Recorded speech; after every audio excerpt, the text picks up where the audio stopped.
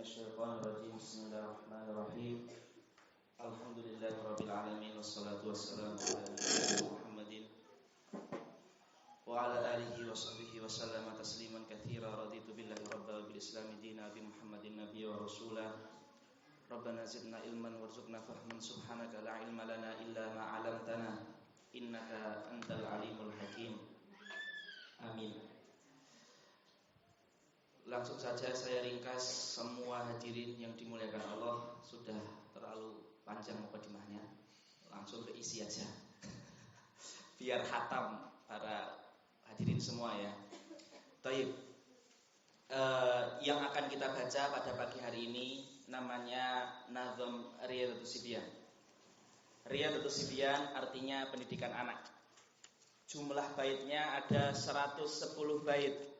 Ya, jangan khawatir walaupun tulisannya Arab semua, ini sudah saya terjemahkan, tapi enggak tak kasih PDF-nya karena mau dicetak, nanti enggak payu. Ya, nanti beli. Ya, enggak, maksud saya tenang saja, ada terjemahannya semua, saya sudah nulis lengkap. Ya, akan saya jelaskan insyaallah. Ini nazam dikarang dinisbatkan oleh seorang imam Ahlussunnah wal Jamaah, namanya Imam Muhammad Romli. Ini ulama dunia di abad ke-9 atau di abad ke-8. Imam Romli ini punya sebutan Syafi'i Shaghir, Syafi'i kecil. Dan yang membuat kitab ini itu lebih fenomenal ya, karena di ulama-ulama Timur Tengah, di kutab-kutab Timur Tengah, di pondok-pondok di Timur Tengah, di Yaman, di mana-mana, anak kecil diajarkan ini. Yang membuat lebih fenomenal adalah asli dari kitab ini, asalnya. Ini kan berbentuk syair, gubahan syair.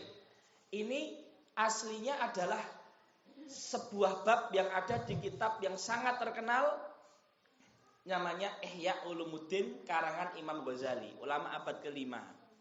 Ya, jadi Imam Ghazali punya kitab Ihya, isinya itu tentang ilmu syariat yang sangat luas. Ada bab tentang pendidikan anak.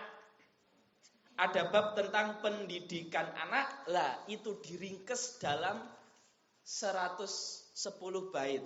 Kalau halaman ini berapa halaman para ustadzah, para ustadz? Ini kurang lebih ya 8-7 halaman. Ya, ini kitab saya bawakan gratis biar jenengan belajarnya serius. Enggak ada alasan karena iuran beli kita. Nah, enggak. Makanya nggak boleh ada yang ngantuk. Ya, harus diperhatikan yang serius ya Ustaz ya. Apalagi yang muda-muda ini ada 2 orang. Ya. Baik. Ya. Baik, itu kurang lebih. Akan kita mulai. Ya, akan kita mulai. Ya. Sebelum kita mulai akan saya kasih rumus. Ya, rumus. Jadi buku ini memiliki rumus. Silakan ditulis atau difoto nggak apa-apa. Difoto boleh. Ya. Jadi kitab ini yaitu Riyadhus Shibyan itu menjadikan isinya ini mengandung 5 fase pendidikan secara khusus. Ya. Fase yang pertama itu saya tulis dengan fase A ya. Dari bait nomor 14 sampai bait nomor 17. Nanti akan kita baca insyaallah bait 14 sampai bait nomor 17 ya. Itu adalah pendidikan dari masa lahiran sampai usia 2 tahun. Ini di kaidah, ini rumus untuk mempelajari kitab ini. Sampai usia 2 tahun atau usia sapih. Paham ya? Baik. Apa saja pendidikan di usia itu? Lah nanti yang kita baca insyaallah. Kemudian fase yang B. Fase yang B dari usia 2 tahun, setelah sapih sampai usia anak mulai nampak rasa malu. Tapi bukan malu dalam segala hal, malu dalam aurat. Kadang anak kecil itu, anak PAUD itu kalau misalkan mandi, terus ada orang lain ke kamar mandi selain ibu bapaknya, dia langsung tertawa malu. Walaupun dia tetap nggak pakai pakaian, tapi tertawa malu. Lah itu berarti sudah timbul rasa malu. Kira-kira usia 4 tahun. Berarti dari usia 2 sampai 4 tahun pendidikannya apa? Itu dari bait nomor 18 sampai 31. Jadi dari usia 2 sampai 4 tahun. Ya. Baik, fase yang nomor 3. Fase ada 5 fase. Baik, fase yang nomor 3 itu dari mulai tumbuh rasa malu, yaitu 4 tahun tadi, sampai anak mulai bisa aktif ngomong sama orang tuanya. Aktif ngomong bukan ngomong tentang masa depan, mau nikah kapan, mau kerja apa, ya nggak belum paham. Ya, ngomong tentang dari mana tadi main sama siapa, teman-temannya siapa, temennya adiknya fulan itu siapa, bibinya dia, ngomong setiap hari, udah casisus ngomongnya. Itu dari usia berapa? Dari usia 4 tahun sampai usia kurang lebih 7 tahun. Ya. Lah, itu tarbiyahnya apa? Usia 4 sampai 7 tahun. Itu tarbiyahnya disebutkan di bait nomor 32 sampai 45. Bait 32 sampai 45. Ya, karena total ada 110 bait ya. Baik, sebelum masuk ke fase keempat, ini perlu saya sampaikan para hadirin semua. Kitab Riyadhatus Shibyan itu kalau bagi jenengan yang belum tahu, genrenya itu apa? Apakah kitab akidah, apakah kitab fikih, apakah kitab tazkiyatun nafs, ataukah kitab sirah, atau kitab apa? Riyadhatus Shibyan ini adalah kitab tazkiyatun nafs. Karena tarbiyah itu masuk di dalam tazkiyatun nafs, masuk di dalam pendidikan adab. Jadi tarbiyah, taklim, psikologi, kejiwaan itu kalau di dalam syariat kita itu masuk ke kategori ilmu tazkiyatun nafs, ilmu penenang jiwa. Ya. Tetapi ilmu penenang jiwa atau ilmu tombo ati, bahasa Jawanya ya ilmu tombo ati. Ini kan macam-macam. Ada tombo buat hatinya orang tua, ada tombo buat hatinya pemuda, ada tombo buat hatinya anak-anak. Nah, maka ini adalah untuk anak-anak sebelum masa balik. Di syariat kita, masa balik itu bisa antara 9 sampai 15 tahun.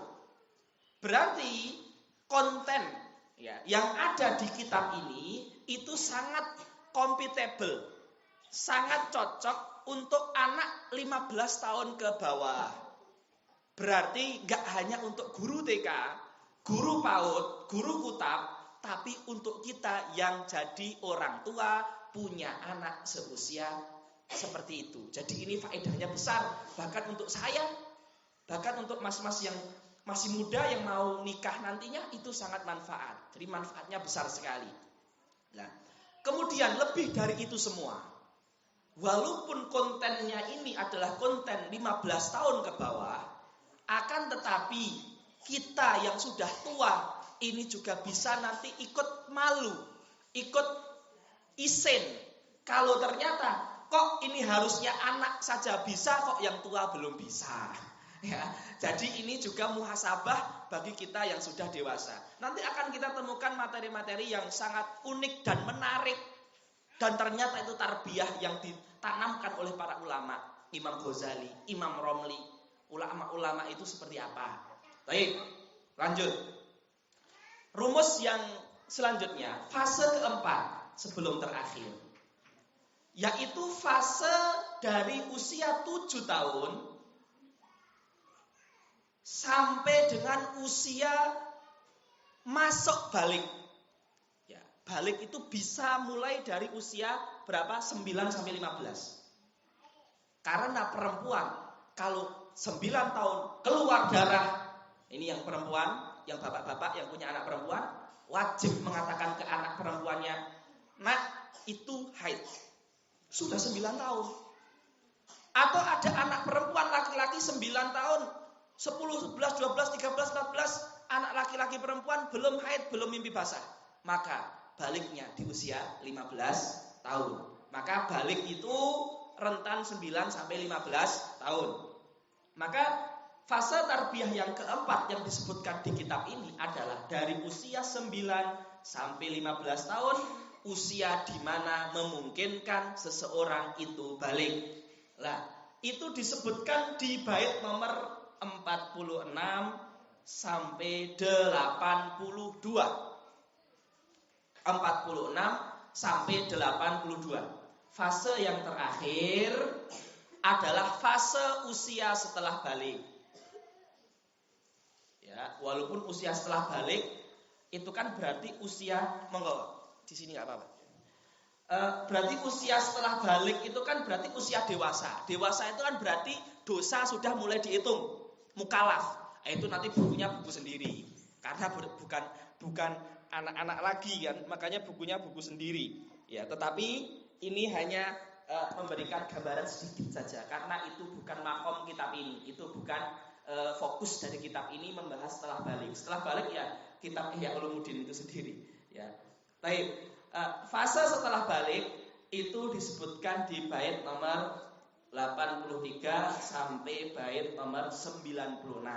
Lah, ini kaidah ini ditulis ya. Nanti setiap kita baca akan kita pahami, oh itu bait nomor 14 17, berarti itu tarbiyah untuk usia sekian. Oh itu bait nomor 18 31, berarti usia 2 sampai 4 tahun. Oh itu 32 dan seterusnya. Baik.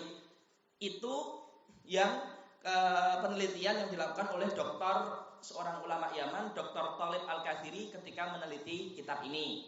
Jadi itu rumus kitab ini secara khusus. Walaupun rumus itu seperti itu, para hadirin semua, kitab ini memberikan poin-poin penting tentang tarbiyah anak. Tidak mungkin kitab yang cuma 7 halaman itu mendetailkan sampai ke detail-detailnya. Tapi kitab ini memberikan inti-inti apa saja sebenarnya yang dibutuhkan anak itu apa. Inti-inti. Nanti penjabarannya bisa dengan diskusi, bisa dengan prioritas, skala prioritas mana yang paling penting. Nah, bisa dengan musyawarah anak didik kita ini yang paling perlu apa. Nah, itu semua bisa berubah dengan istihad. Tetapi nilai-nilai inti itu yang tidak bisa dirubah apabila memang corak pendidikan yang kita pilih adalah pendidikan Islam berbasis ulama-ulama yang bukunya tertulis dari abad ke abad sampai detik ini. Ya, seperti itu. Ya, jadi nanti akan memberikan poin-poin pentingnya ya. Baik. Hadirin yang dimuliakan Allah Subhanahu wa taala, masuk kita ke bait nomor 1. Bait nomor 1, bait nomor 2 ini muqaddimah. Alhamdulillahi, ya, alhamdulillahi segala puji bagi Allah, waliyil hamdi, pemilik segala pujian, muwaffiqil khalqi, yang memberi hidayah dan taufik kepada makhluknya, likulli rusdi, ke jalan yang lurus. Ya, direkam nggak apa-apa. Ya. Alhamdulillahi waliyil hamdi muwafiqil khalqi likulli rusdi. Pembukaan seperti alhamdulillah wa syukurillah wa salatu wassalamu dan lain sebagainya. Alalladzi bihi alaina an'ama. Pujian bagi Allah atas segala nikmat yang Allah berikan. Hamdan ya umul arda turran wa sama. Pujian yang memenuhi seluruh isi langit dan bumi. Ini muqaddimah, nggak usah dijelaskan, ya, nggak usah karena nanti waktunya kurang. Ya, selanjutnya, ya, bait nomor 3 dan 4. Ini, nomor 3 di sini, yang bukunya nomor 3 ya. Baik.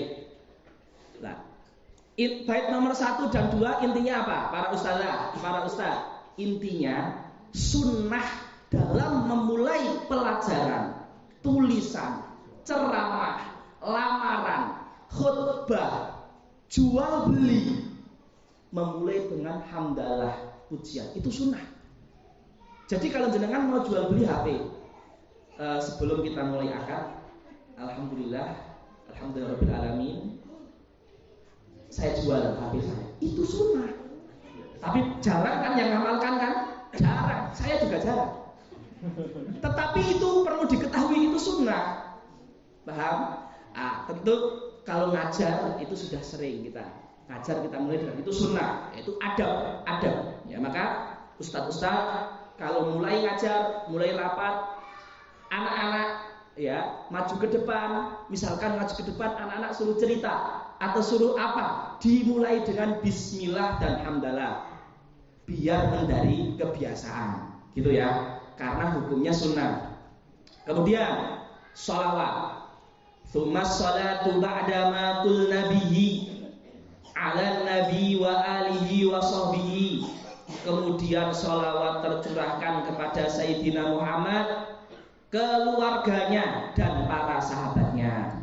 Ini juga sunnah. Berarti sunnahnya ada 3. Bismillah, alhamdulillah, sholawat. Tulisan, ucapan yang baik dimulai dengan ini. Baik, kita masuk ke bait keempat. Bait keempat sudah masuk menyinggung muqaddimah. Wa ba'du, amma ba'd. Wa ba'du itu amma ba'd. Sering dengarkan pengajian amma ba'du. Fataqdibu lisibiyani. Ketahuilah bahwasanya penanaman adab bagi anak-anak. Ibu-ibu, bapak-bapak, mas-mas, sering kita dengar kata-kata takdib. Sering kita dengar kata-kata tarbiyah. Sering kita dengar kata-kata apalagi tahdzib. Itu maknanya menanamkan adab. Berarti itu tidak sekedar apa? Pelajaran, tapi memberi contoh.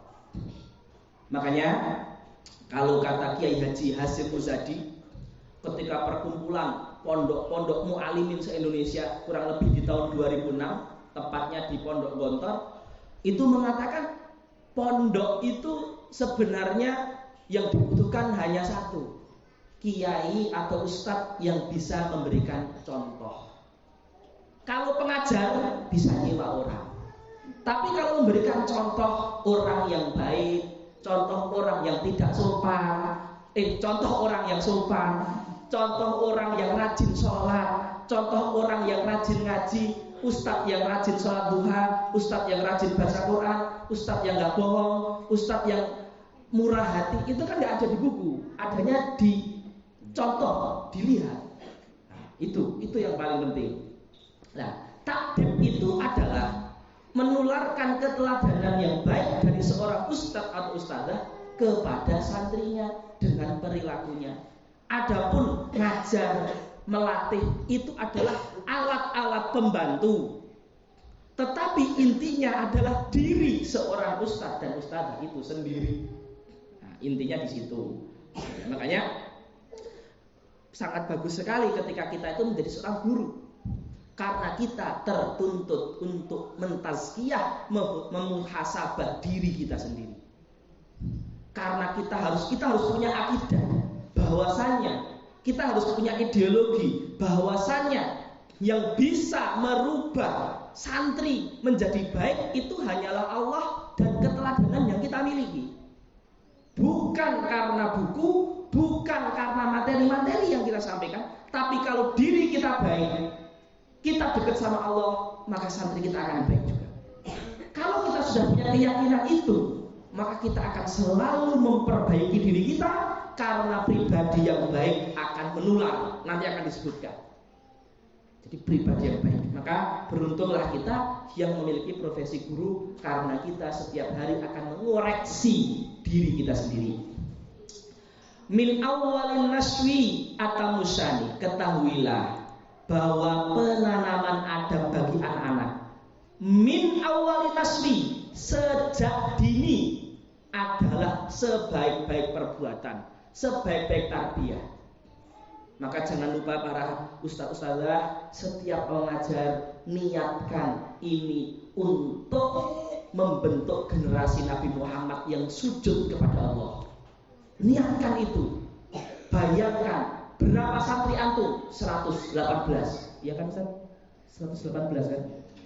118. Itu semuanya belum balik. Jenengan ngajari Fatihah saja Nggak usah muluk-muluk, ngajari Fatihah saja, sama takbiratul ihram, sama tahiyat, sama assalamualaikum. Nanti mereka balik, mereka sholat sehari 17 kali, belum sunnah, belum rawatib, belum tahajud. Setiap sujud itu pahalanya ke rekening jenengan. Kalau kita niat setiap ngajar mencetak generasi yang sujud kepada Allah, nggak usah jadi dokter, jadi kiai, jadi yang sujud kepada Allah. Itu setiap sujud itu ke rekening jenengan. Makanya kata taklim muta'alim Imam Burhanuddin Zatuji, anak guru itu anak guru yang ikhlas itu biasanya anaknya tuh pintar. Kenapa? Karena orang tuanya sibuk ngurusi anak orang, sehingga Allah turunkan berkah ke anaknya. Itu kata Imam Ta'lim Muta'alim. Maka niat, tapi niat, jangan sampai nggak niat, maka diniatkan. Itu ketahuilah bahwasanya menanamkan adab bagi anak saat ini adalah sebagai pekerjaan. Kemudian yang kelima, bait nomor 5, intinya akan memberitahukan kepada kita isi buku ini referensinya apa. Nah itu waqad bidzaka sarrahal Ghazali, telah menjelaskan, menerangkan tentang pentingnya takdim dan tarbiyah Imam Ghazali, Hujjatul Islam Muhammad bin Muhammad Al-Ghazali, ulamanya orang Islam. Bahrul Ulum Shadiqul Maqali, seorang imam yang luas ilmunya dan tulus dalam berucap. Ini lanjut. Imam Ghazali menyindir tentang tarbiyah itu di bukunya yang namanya apa? Lah, disebutkan di bait nomor 6 ini.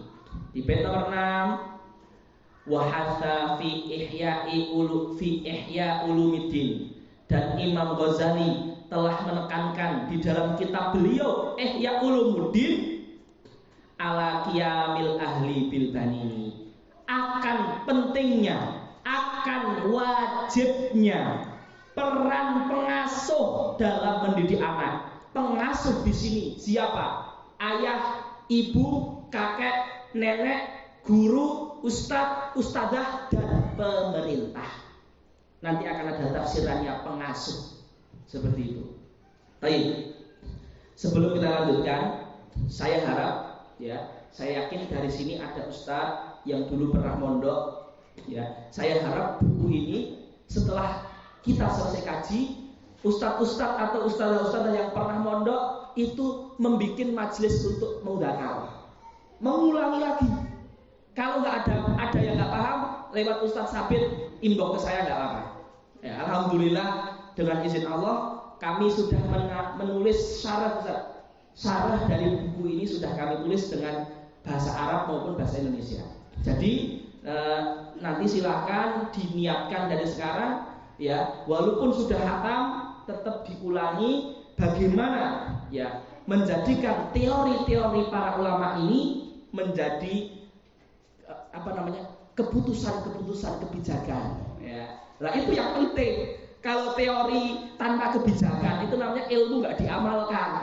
Ya, nah itu ghairil maghdubi alaihim waladhdallin, itu kan ilmu nggak diamalkan. Ya, makanya saya pengen, dan bukan saya yang pengen, Imam Ghazali, ya ulama-ulama kita, bahwasanya teori yang ada di sini, silahkan para asatid ustadzah membaca ulang, jadikan kebijakan walaupun sedikit demi sedikit. Ya, itu yang paling penting. Nah, kebijakan itulah amal tuh di situ. Ya, jangan sampai nggak jadi kebijakan, nanti dosa loh.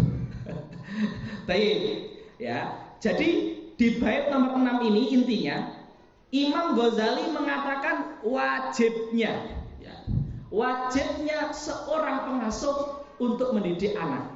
Ini penting sekali. Kita lanjut, ya, kita lanjut di bait nomor 7 dan nomor 8. Kenapa kok penting? Ya, li'anna ta'dibas sobi fi sigharih ziyadatun lihadhihi fi kibarih. Karena mendidik anak sejak usia dini akan menambah peruntungan mulia si anak ketika dewasa. Kenapa ikhwah? Anak kecil Itu lihat langsung lakukan, lihat langsung lakukan, lihat langsung lakukan. Lah gitu terus, dia gak mikir, dia gak capek berpikir, dia gak galau. Anak kecil gak ada galau. Adanya kalau marah teriak, kalau lihat yang disenengin ditirukan, kalau pengen bilang gak ada galau. Mikir rezeki, mikir nafkah, gak ada galau dia. Jadi anak kecil tuh nangis gak galau dia. Berbeda dengan kita orang dewasa, nggak pernah nangis tapi galau. Garam untuk sore gimana, micin untuk pagi gimana, ya teh untuk Idul Adha gimana, belum nyembelih kambing, belum nyembelih akikah gimana, tapi nggak nangis, tapi galau. Lah, galau ini kan yang membuat kita sulit untuk ngapal, sulit untuk memahami. Tapi anak kecil nggak. Lah, makanya ketika anak kecil dididik, dilihatkan yang baik, dilihatkan yang mulia, dia contoh. Ini dia langsung merekam, langsung menjadi yang namanya kebiasaan. Lah kalau kebiasaannya sudah baik, ketika dewasa itu tinggal digini langsung gini. Jadi dia tuh menuju ke surga, menuju ke jalan yang lurus itu lebih mudah. Maka guru yang di pondok nanti ketika dia SMP mondok itu lebih mudah, ya kan? Lebih mudah. Makanya guru, bukan guru saja, orang tua itu kan membersamai anak, itu kan dari kecil sampai SD. Itu kalau dididik yang bagus dan pendidikan yang bagus itu nanti simpel kok. Rumusnya, dudukkan dengan orang yang soleh. Nanti akan disebutkan. Rumusnya didudukkan orang soleh. Orang yang soleh zaman sekarang itu nggak hanya manusia, tetapi HP itu kalau isinya jelek itu seperti orang jahat. Rumusnya mendidik anak itu mudah. Sering dudukkan dengan orang yang soleh, jauhkan dari yang jahat, berupa manusia ataupun HP. Rumusnya cuma itu. Rumus intinya cuma satu. Nanti akan disebutkan bait nomor 50 kalau nggak salah. Jadi rumusnya itu. Lah, karena nanti dia akan mudah. Lanjut saja, nanti akan lewat. Yanalu fi dzakal hududul wafirah. Bait nomor 8. Yanalu fi dzakal hududul wafirah. Artinya apa? Si anak akan mendapatkan kemuliaan yang banyak dan luas. Ya, ini salah ketik. Maklum ya Ustaz, manusia tempat salah dan lupa kan? Ya, mahalul khata' wa nisyan. Loh, manusia. Ma itu artinya apa-apa. Nusia yang dibuat lupa. Manusia, apa-apa yang dibuat lupa. Namanya aja sudah mengandung unsur lupa. Apalagi kenyataannya lebih sering lupa. Ya. Maka jangan dikritik, gak boleh kritik Ustaz, gak boleh.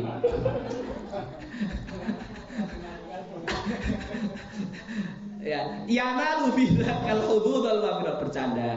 Yanalu fi dzakal hududul wafirah. Si anak akan mendapatkan kemuliaan yang banyak dan luas karena takdim usia dini. Iya. Guru yang pondok SMA lebih mudah, murabi yang ada di kuliah lebih mudah karena dari kecil sudah dari orang tuanya. Ya, makanya kalau ada anak yang susah itu betul guru di kelas harus berusaha, tetapi orang tua harus berusaha. Maka kalau kita perhatikan tarbiyah di dalam Islam itu ada yang namanya integrasi. Integrasi itu apa? Kebersambungan antara guru yang di kelas itu juga memusyawarahkan dengan orang tua. Jadi semuanya pihak itu terkait. Ya. Jadi unsurnya banyak. Warahatat dunya wa khairal akhirah. Artinya apa? Bisa dilihat di bukunya ya. Dan juga ketenangan dunia dan keselamatan akhirat. Ya ini karena dididik dari kecil orang tua akan tenang. Maka kita lihat ikhwan, orang tua yang mendidik anaknya sejak di rumah, ketika anaknya di pondok, orang tua akan merasa lebih tenang karena dia sudah tahu anaknya itu tahu batasan-batasan, sehingga nggak terlalu khawatir akan godaan-godaan. Berbeda dengan orang tua yang membiarkan anaknya dari usia lahir sampai usia 9 tahun misalkan, ketika dia lepas ke pondok, orang tua ini akan bingung, akan cenderung nggak percaya sama pondok, akan cenderung menyalahkan pondok. Karena sebenarnya salahnya dari diri sendiri. Karena orang yang salah itu biasanya nggak mau disalahkan. Maunya mencari yang salah yang selain dia. Seperti itu. Baik. Sekarang kita masuk ke bait yang nomor 9. Ya. Bait nomor 9 itu menjelaskan kepada kita, ya, siapa saja yang wajib melakukan tugas pendidikan.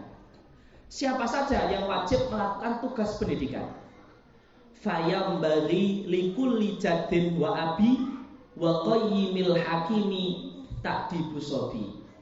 Menjadi tanggung jawab kakek, ayah, maksudnya juga orang tua ibu, hakim, pemerintah, atau qayyim. Qayyim ini yang ditunjuk hakim. Apa maksudnya yang ditunjuk hakim?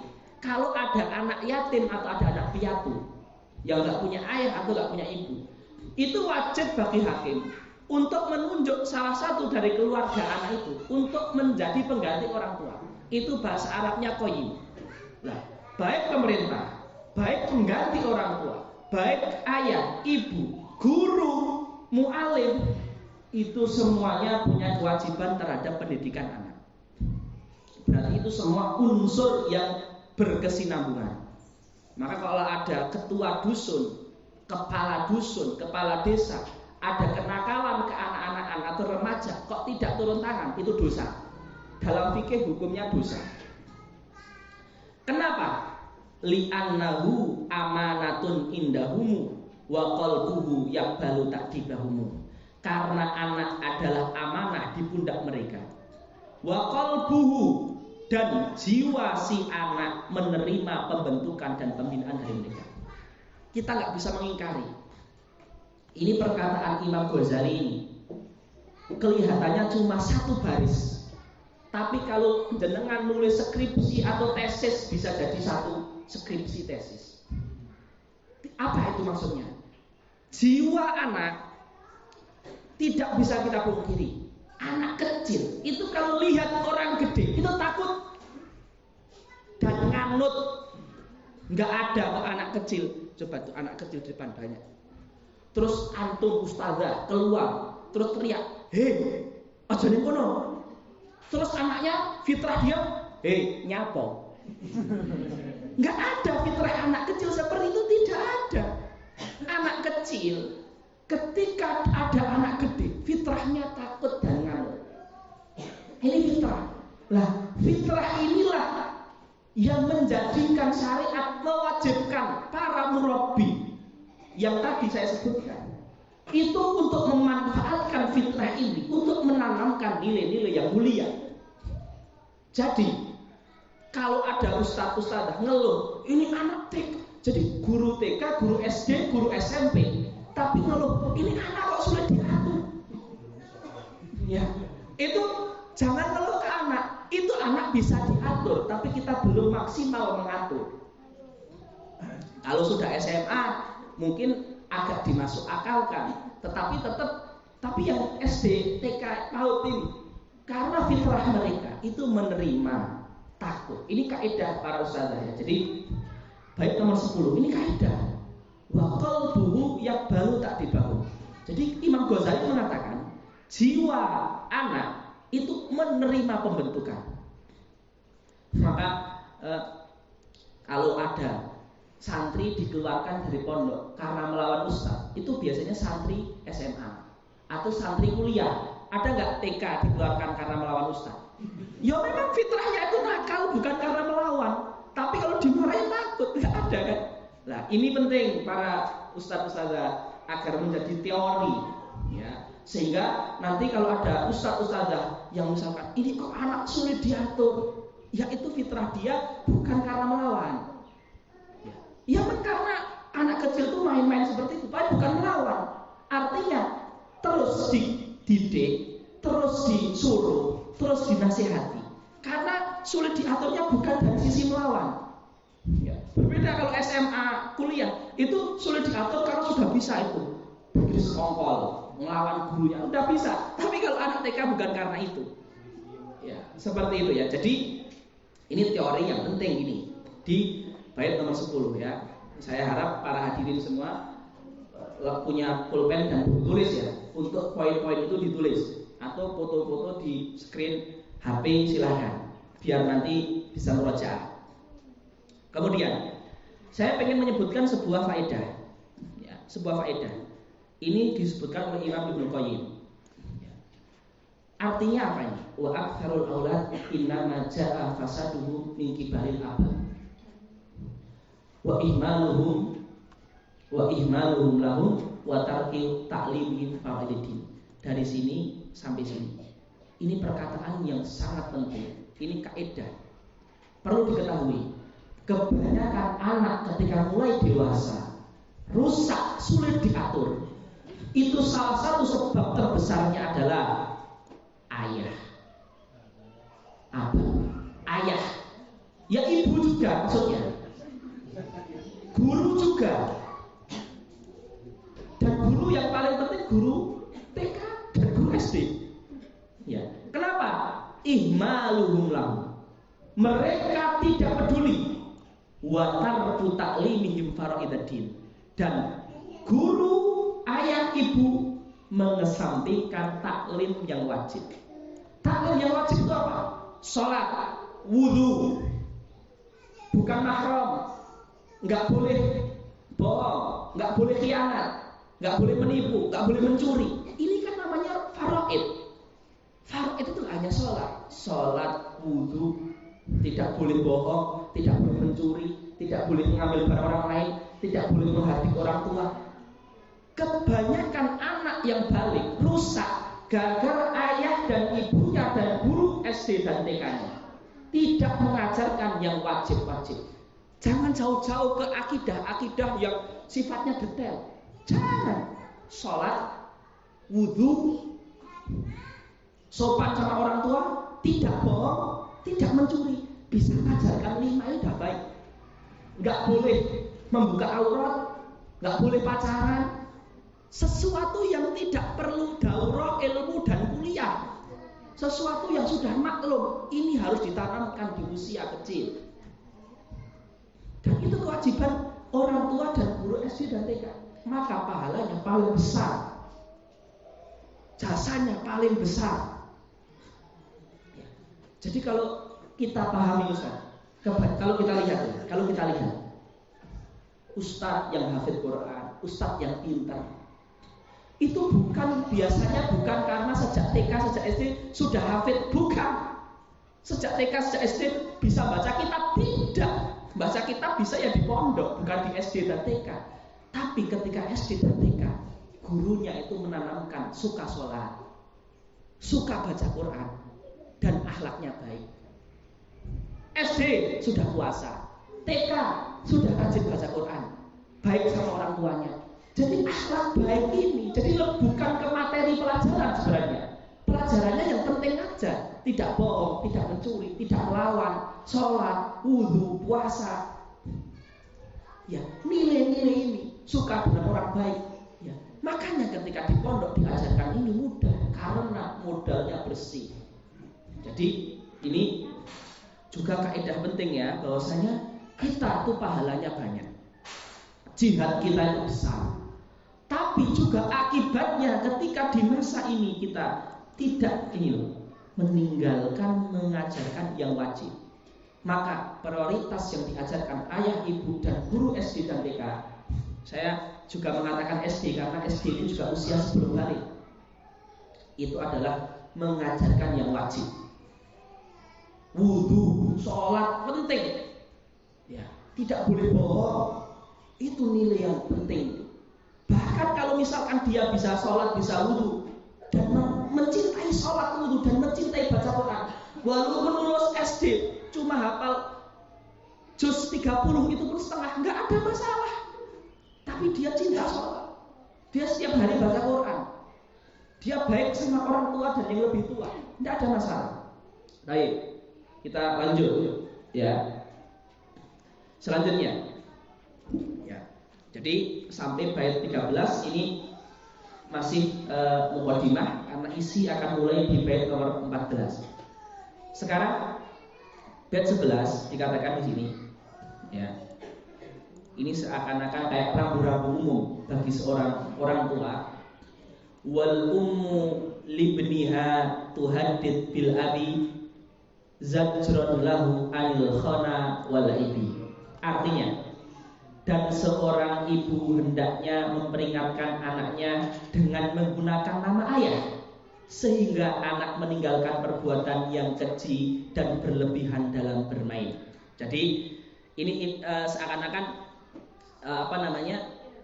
Imam Ghazali pengen mengajarkan bagaimana pembagian administratif dalam tarbiyah di rumah itu bagaimana. Jadi ayah itu seperti yang membuat keputusan dan yang memberi peringatan ketika terjadi kesalahan besar. Tapi pelaksana harian keputusan yang dibikin ayah itu ibu. Jadi dikatakan seorang ibu hendaknya memperingatkan anaknya dengan menggunakan nama ayah.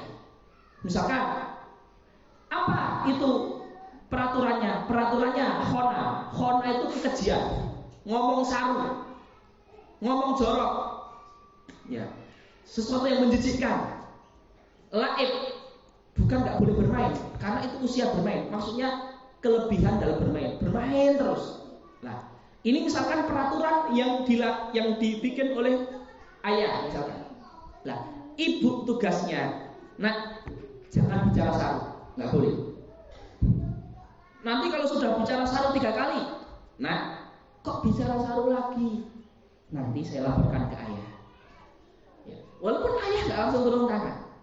Ya, nanti misalkan ketika sudah kok bicaranya berlebihan, 3 hari dipanggil sama ayah. Nah, ibumu sudah marah. Ini ayah, ya, bilang ke kamu jangan bilang jorok seperti ini. Nanti kalau bilang jorok sekali lagi, nanti ayah panggil lagi.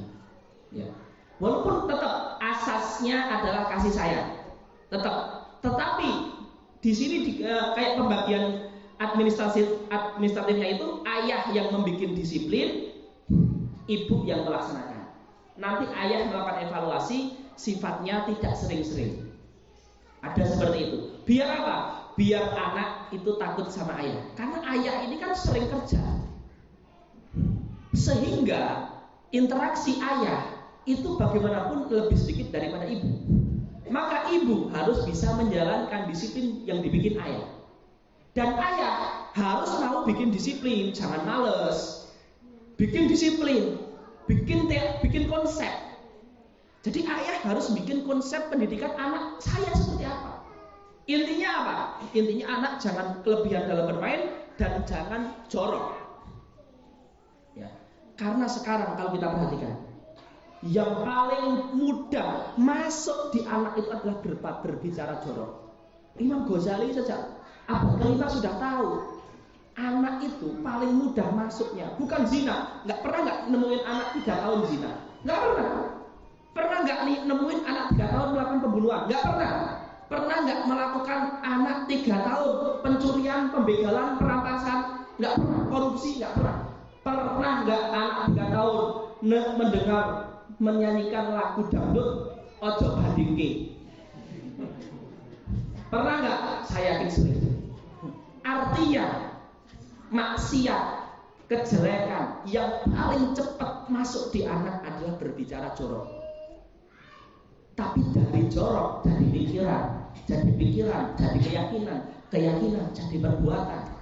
Makanya ketika Imam Ghazali mengatakan ibu harus menjaga anak dari bicara jorok dan bermain berlebihan. Sekarang maksiat anak itu, walaupun anak gak punya maksiat, tapi biasanya ya perangai jelek anak itu mulainya dari bicara jorok dan kecanduan game. Betul nggak?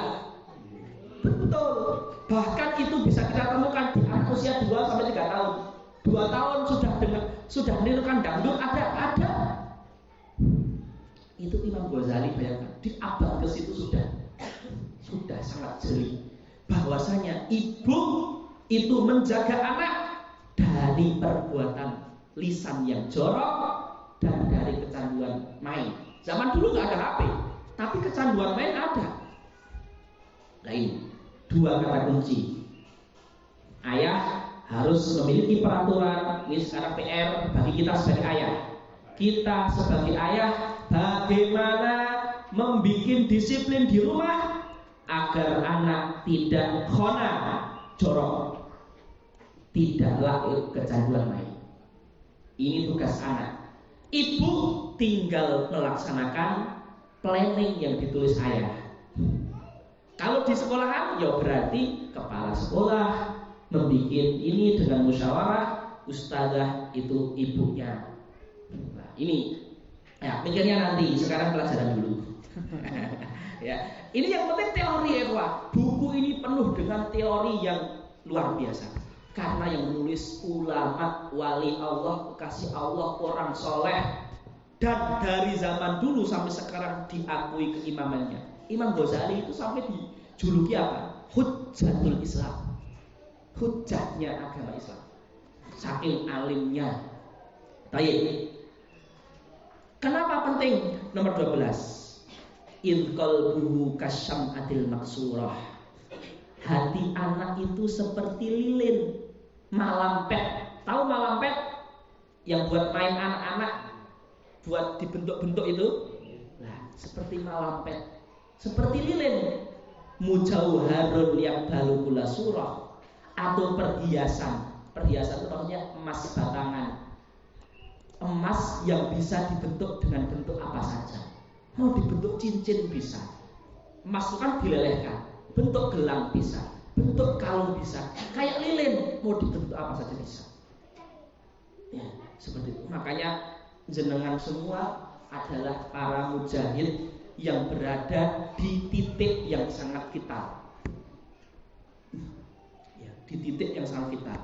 Perannya besar, pahalanya besar, ibadahnya juga besar. Yang penting ikhlas. Yang penting ikhlas dan muhasabah diri. Saya jadikan wasilah hajar untuk saya jadi orang baik. Ya, itu saja. Kalau jenengan baik, jenengan ikhlas, santri akan baik. Karena yang jadikan baik itu Allah. Nggak usah stres karena santri nakal. Nggak usah stres karena santri sulit diatur. Jangan bingung, jangan bingung. Yang penting ikhlas, terus bekerja sungguh-sungguh dan perbaiki diri kita, ibadah kita, akhlak kita. Santri akan baik, yakin sama Allah. Baik. Fayam bagi lahum bi an yu'awidu. 13. Apa artinya? Hendaknya sang pengasuh membiasakan kepada sang anak apa? Auladahum fi'lat tuqa. Membiasakan kepada anak berbuat ketakwaan agar anak mendapatkan kebahagiaan dunia dan akhirat. Membiasakan ketakwaan itu yang simpel-simpel. Biasakan sholat, biasakan wudhu, biasakan dengar orang tuanya baca Quran. Ya. Wajibkanlah kita sebagai orang tua baca Quran 15 menit di samping anak kita. Itu tarbiyah. Loh, anak kecil itu tarbiyahnya yang melihat orang tuanya. Seperti itu. Ya. Melihat orang tuanya karena mereka belum bisa apa-apa kalau usia 1 tahun 2 tahun loh. Seperti itu. Baik. Ini adalah bait 11 sampai 13 ini adalah muqaddimah. Kayak poin-poin intinya. Intinya anak-anak jangan kecanduan main. Intinya anak-anak jangan jorok dari sisi akhlak itu. Jangan kecanduan main, jangan jorok. Terus dalam perbuatan intinya dibiasakan perbuatan baik. Melihat orang tuanya, diajak ke pengajian, dengarkan Al-Fatihah, diajarin baca Quran, diajarin wudu. Itu intinya. Jadi intinya berbuat baik, terus menjauhi kecanduan main dan berkata jorok. Itu gambaran umumnya tarbiyah anak kecil. Udah selesai kita khatam. Sekarang selesai, pengajiannya sudah selesai. Ya. Jadi intinya itu. Jadi kalau kita punya anak di usia 1 tahun sampai 9 tahun, kalau dia senang sholat, senang ngaji, tidak kecanduan main, tidak berkata jorok, sudah sukses kita. Nah, bait nomor 14. Nah ini 14 nih. Nanti sampai sampai nomor 96. Itu penjabaran setiap usia. Kalau usia 2 tahun apa, 4 tahun apa, 7 tahun apa, sampai 9 tahun apa, setelah balik apa. Tapi intinya biar anak suka sholat, suka akhirat, ya suka sholat itu suka akhirat. Ya. Terus anak itu tidak dari dan tidak jorok, itu kembali ke akhlak. Ya. Jadi ulama itu alhamdulillah, kita kalau nggak ada ulama bingung, anak itu mau dididik apa ya? Tapi Imam Ghazali bilang jangan jorok, karena jangan jorok itu mewakili semua akhlak. Jangan kecanduan main, jangan kecanduan main mewakili semua akhlak. Apa artinya jangan kecanduan main? Ya artinya rajin, keluar rumah ada batasnya, itu penjabarannya banyak. Suka ketakwaan itu artinya apa? Bisa wudu, bisa sholat, ngaji, baik sama orang tua, itu banyak sekali penjabarannya, paham ya? Jadi alhamdulillah gara-gara ulama kita nggak bingung untuk menentukan langkah kita. Baik, sekarang kita masuk ke inti, Ustazah. Ya, baik, istirahat 1 menit, bentar.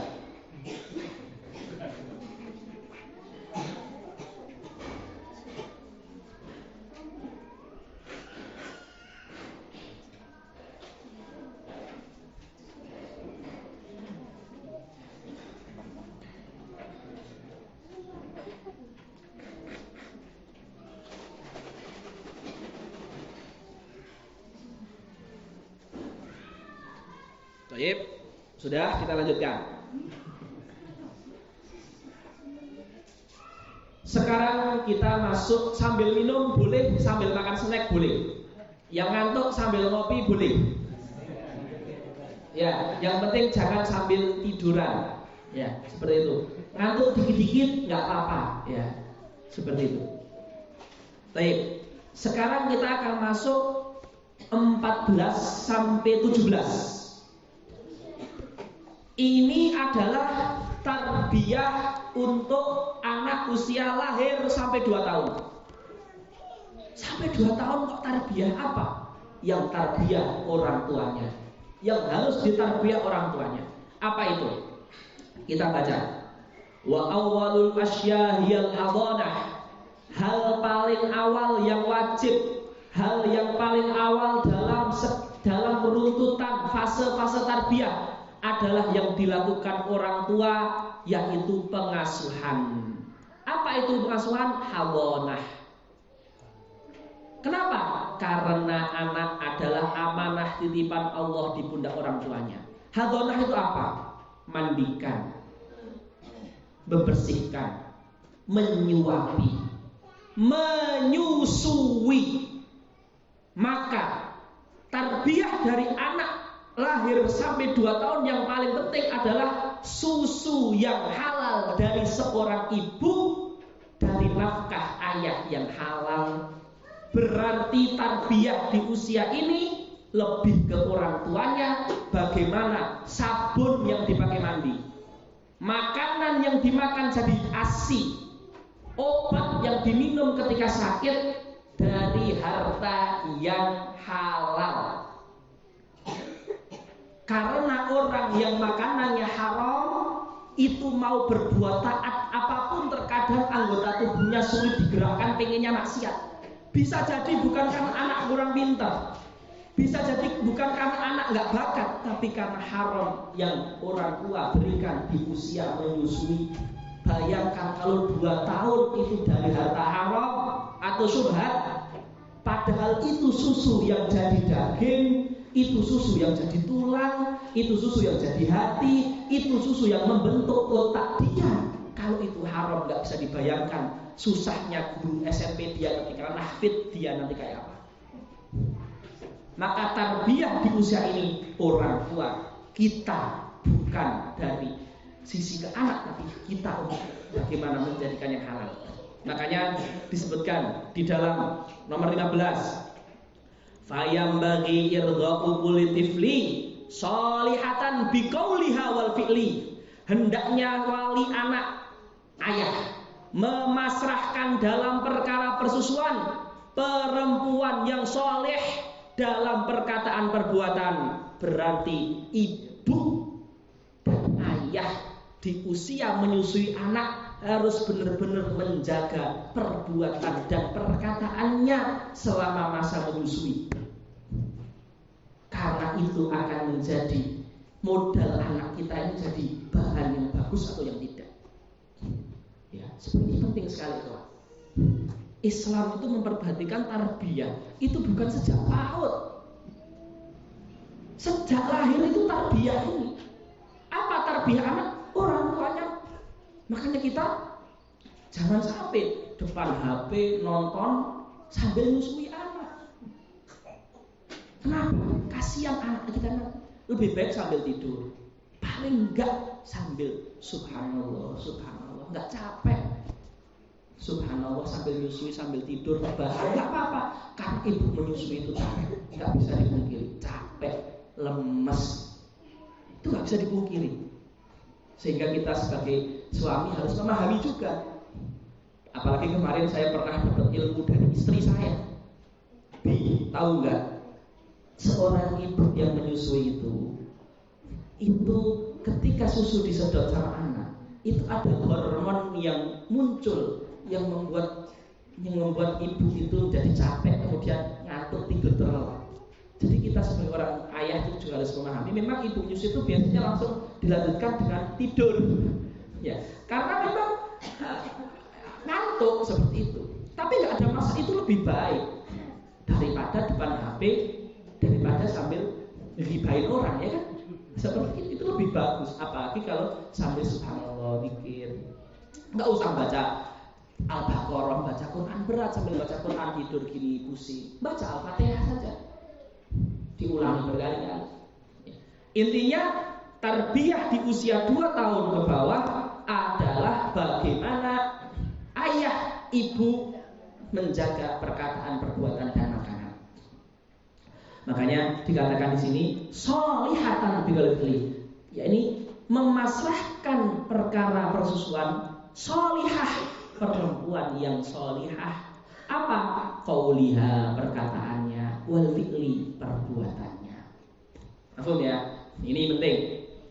Kemudian ya, takul. Nah, ini salah satu definisi perempuan sholihah.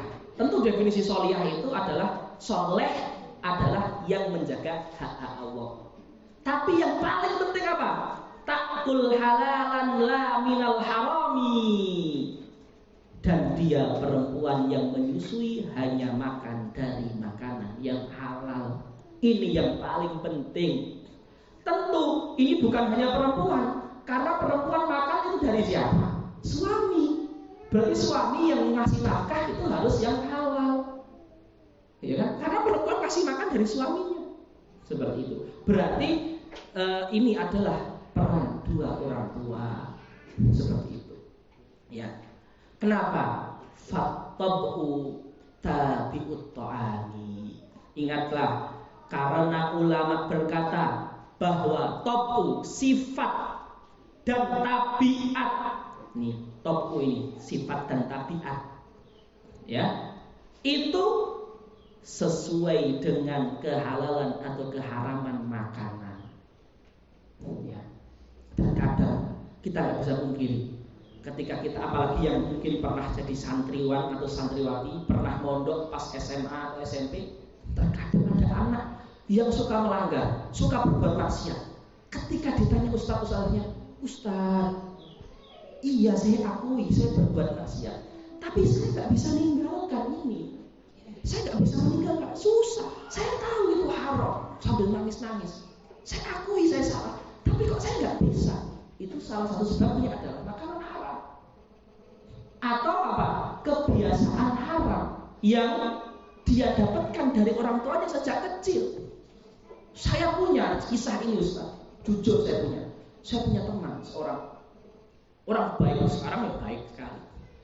Dia menceritakan masa lalunya. Dia seorang ustaz, seorang yang hafal Quran. Dia cerita masa lalunya. Saya nggak bisa, katanya. Saya nggak bisa baca Quran. Saya baca Quran, jatuh, punggung saya panas. Bisa gimana tidak? Sejak kecil orang tua saya di depan saya melihat video porno.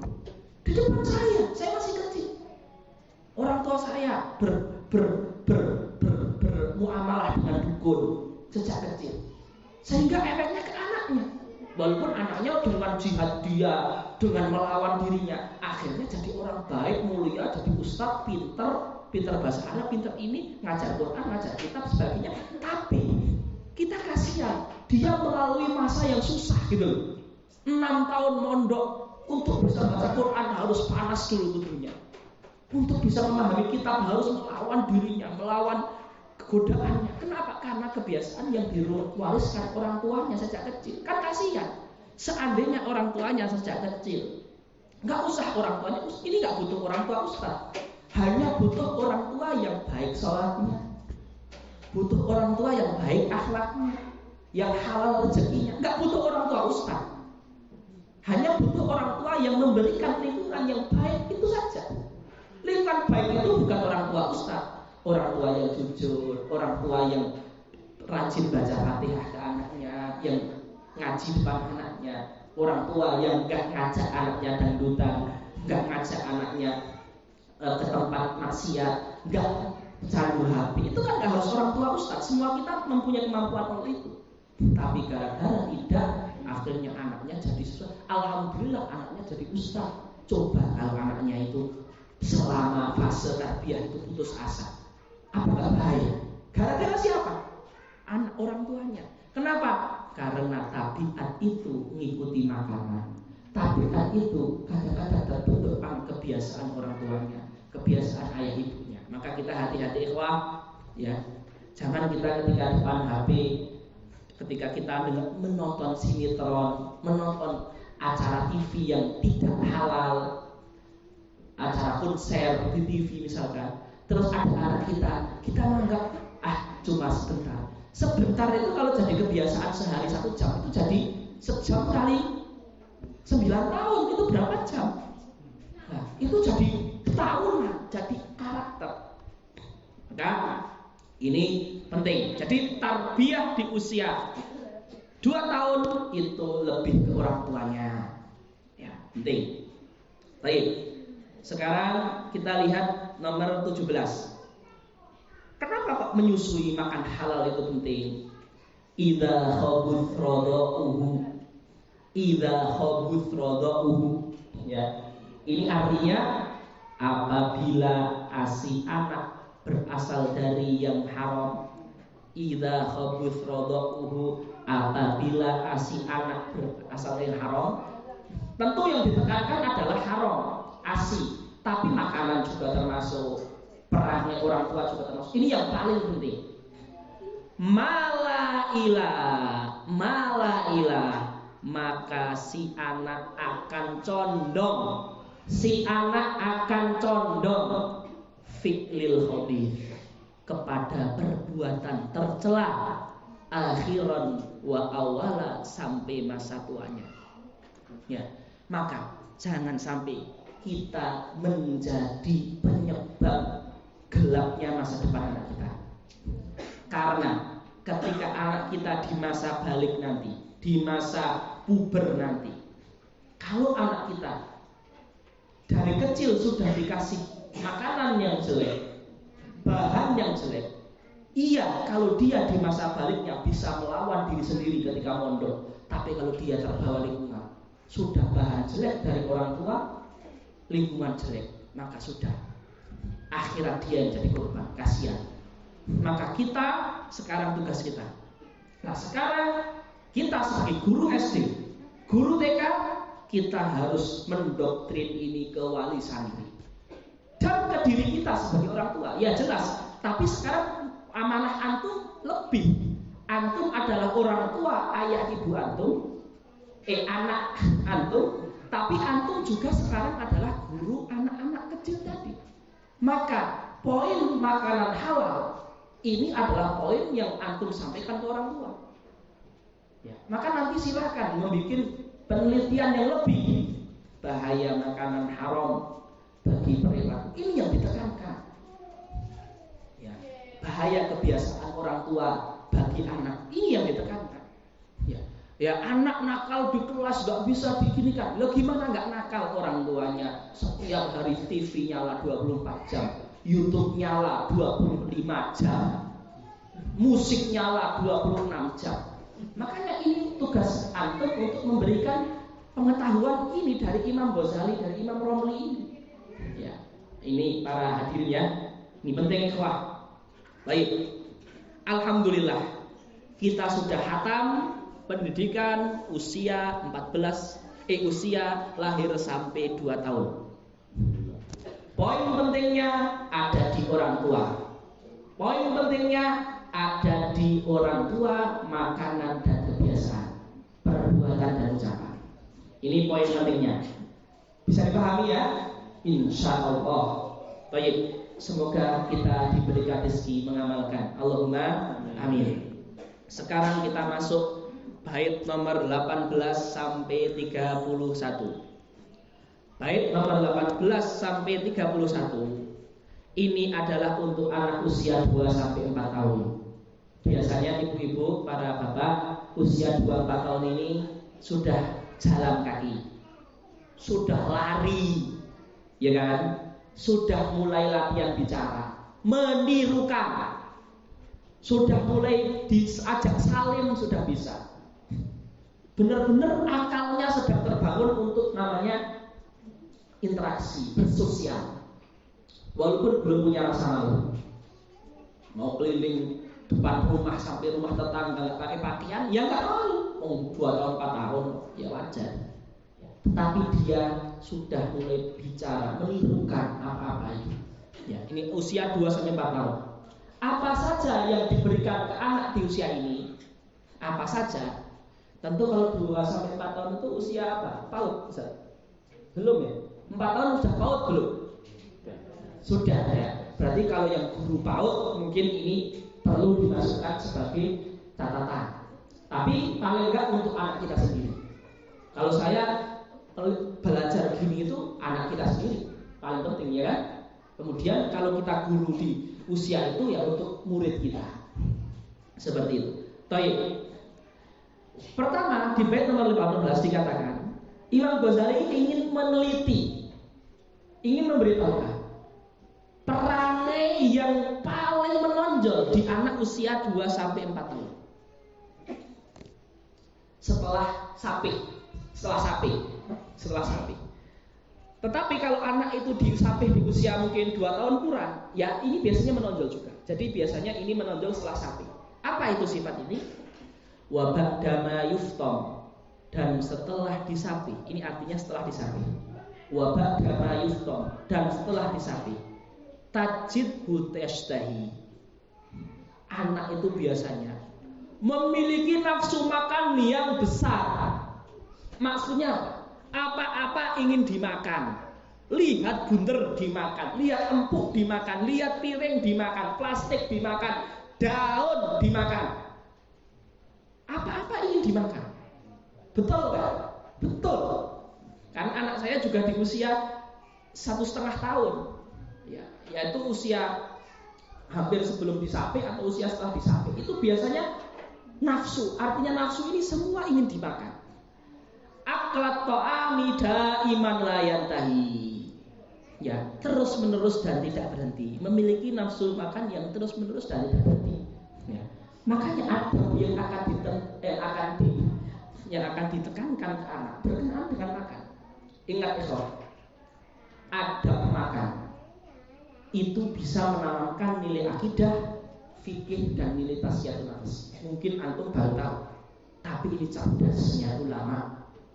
Adab makan itu bisa menanamkan nilai akidah, nilai fikih dan nilai tasyatul nafs. Hadis Rasulullah, ya gulam, kul biyami, kul bismillah. Sebut nama Allah. Kul biyamini, makan dengan tangan kanan.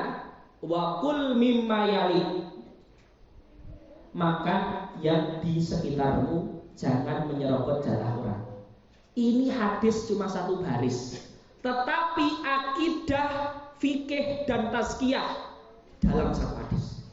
Jadi penanaman penanaman nilai akidah, fikih dan tazkiyah di anak usia 2 sampai 4 tahun melalui sarana makan. Anak 2 kok mau dikasih daurah, ya nggak bisa, lari terus. Anak 2 mau dikasih buku, nggak bisa baca.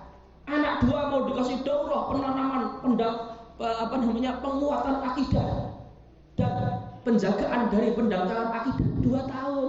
Mau ngapain? Mau tidur, main. Penanaman akidah itu dari makan. Kok bisa? Samillah.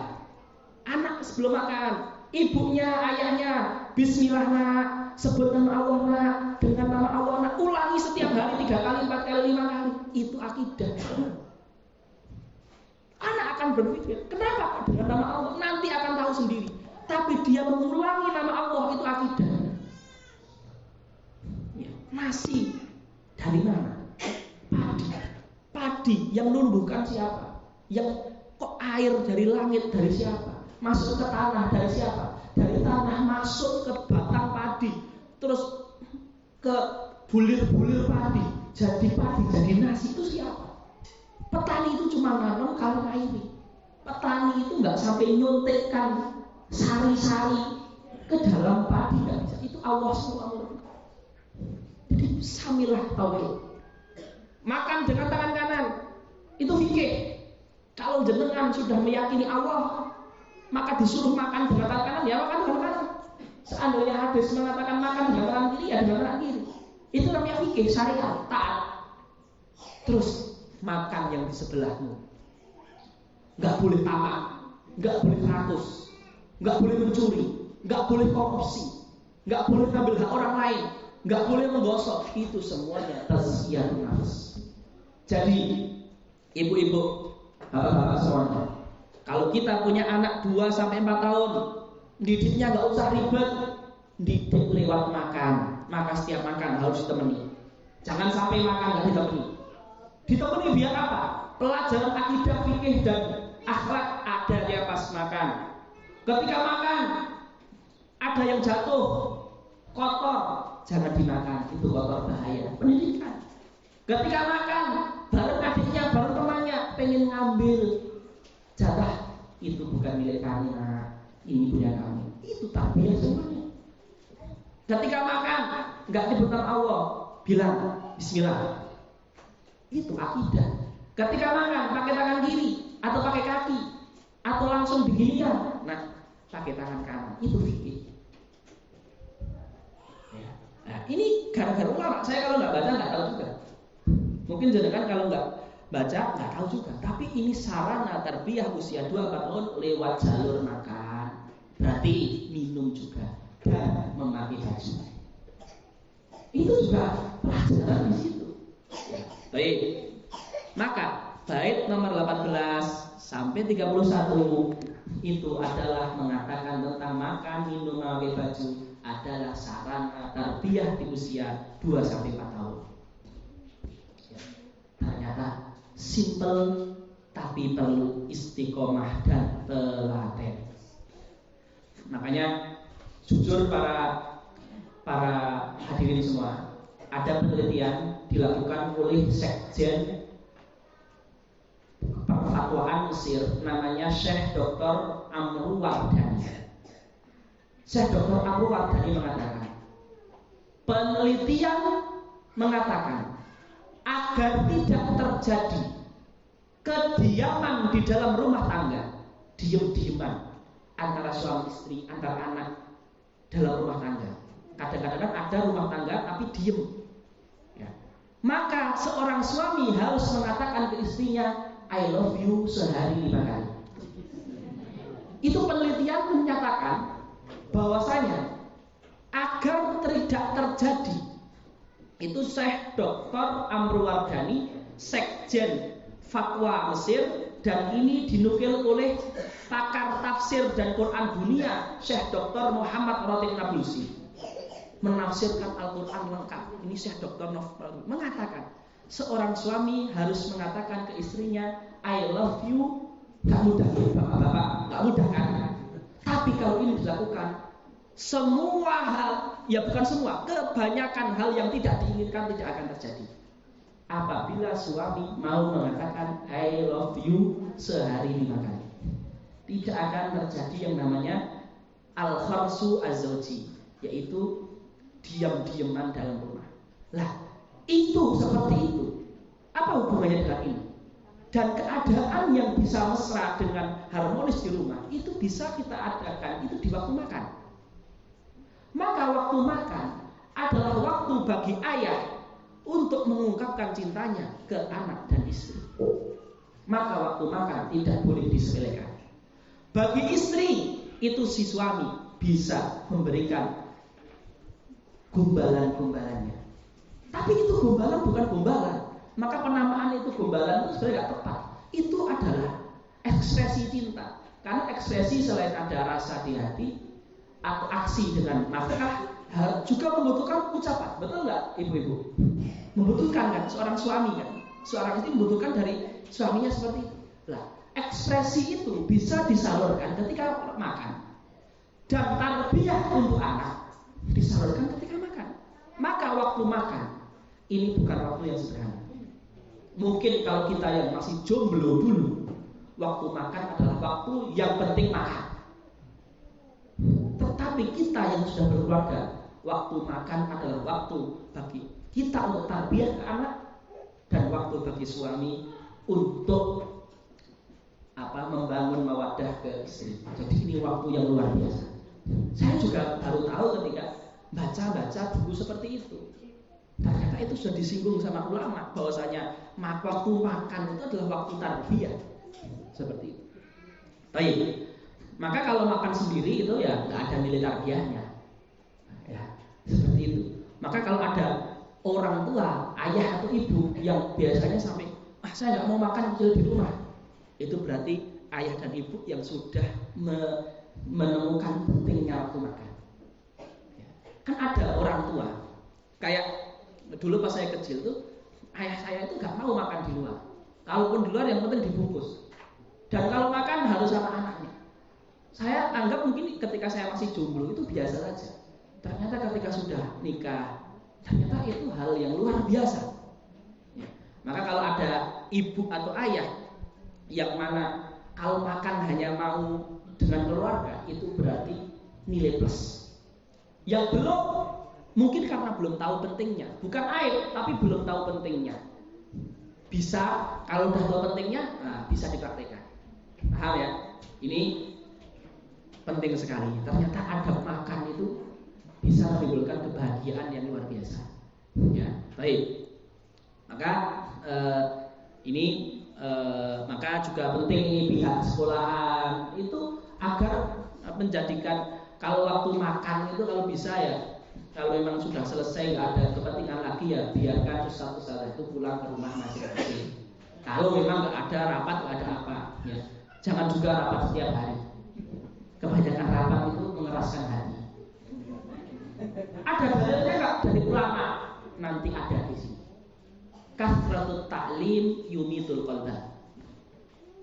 Kebanyakan taklim bisa mengeraskan hati. Dan itu disebutkan ulama. Baik. Bait nomor 19. Yu'allimuhul akla bil yamin. Hendaknya para pengasuh mengajarkan anaknya makan dengan tangan kanan. Ini kelihatannya mengajarkan dengan tangan kanan biasa, tapi itu menghadirkan anak cinta kepada syariat. Ibu, kenapa harus pakai tangan kanan? Rasulullah menyuruh tangan kanan.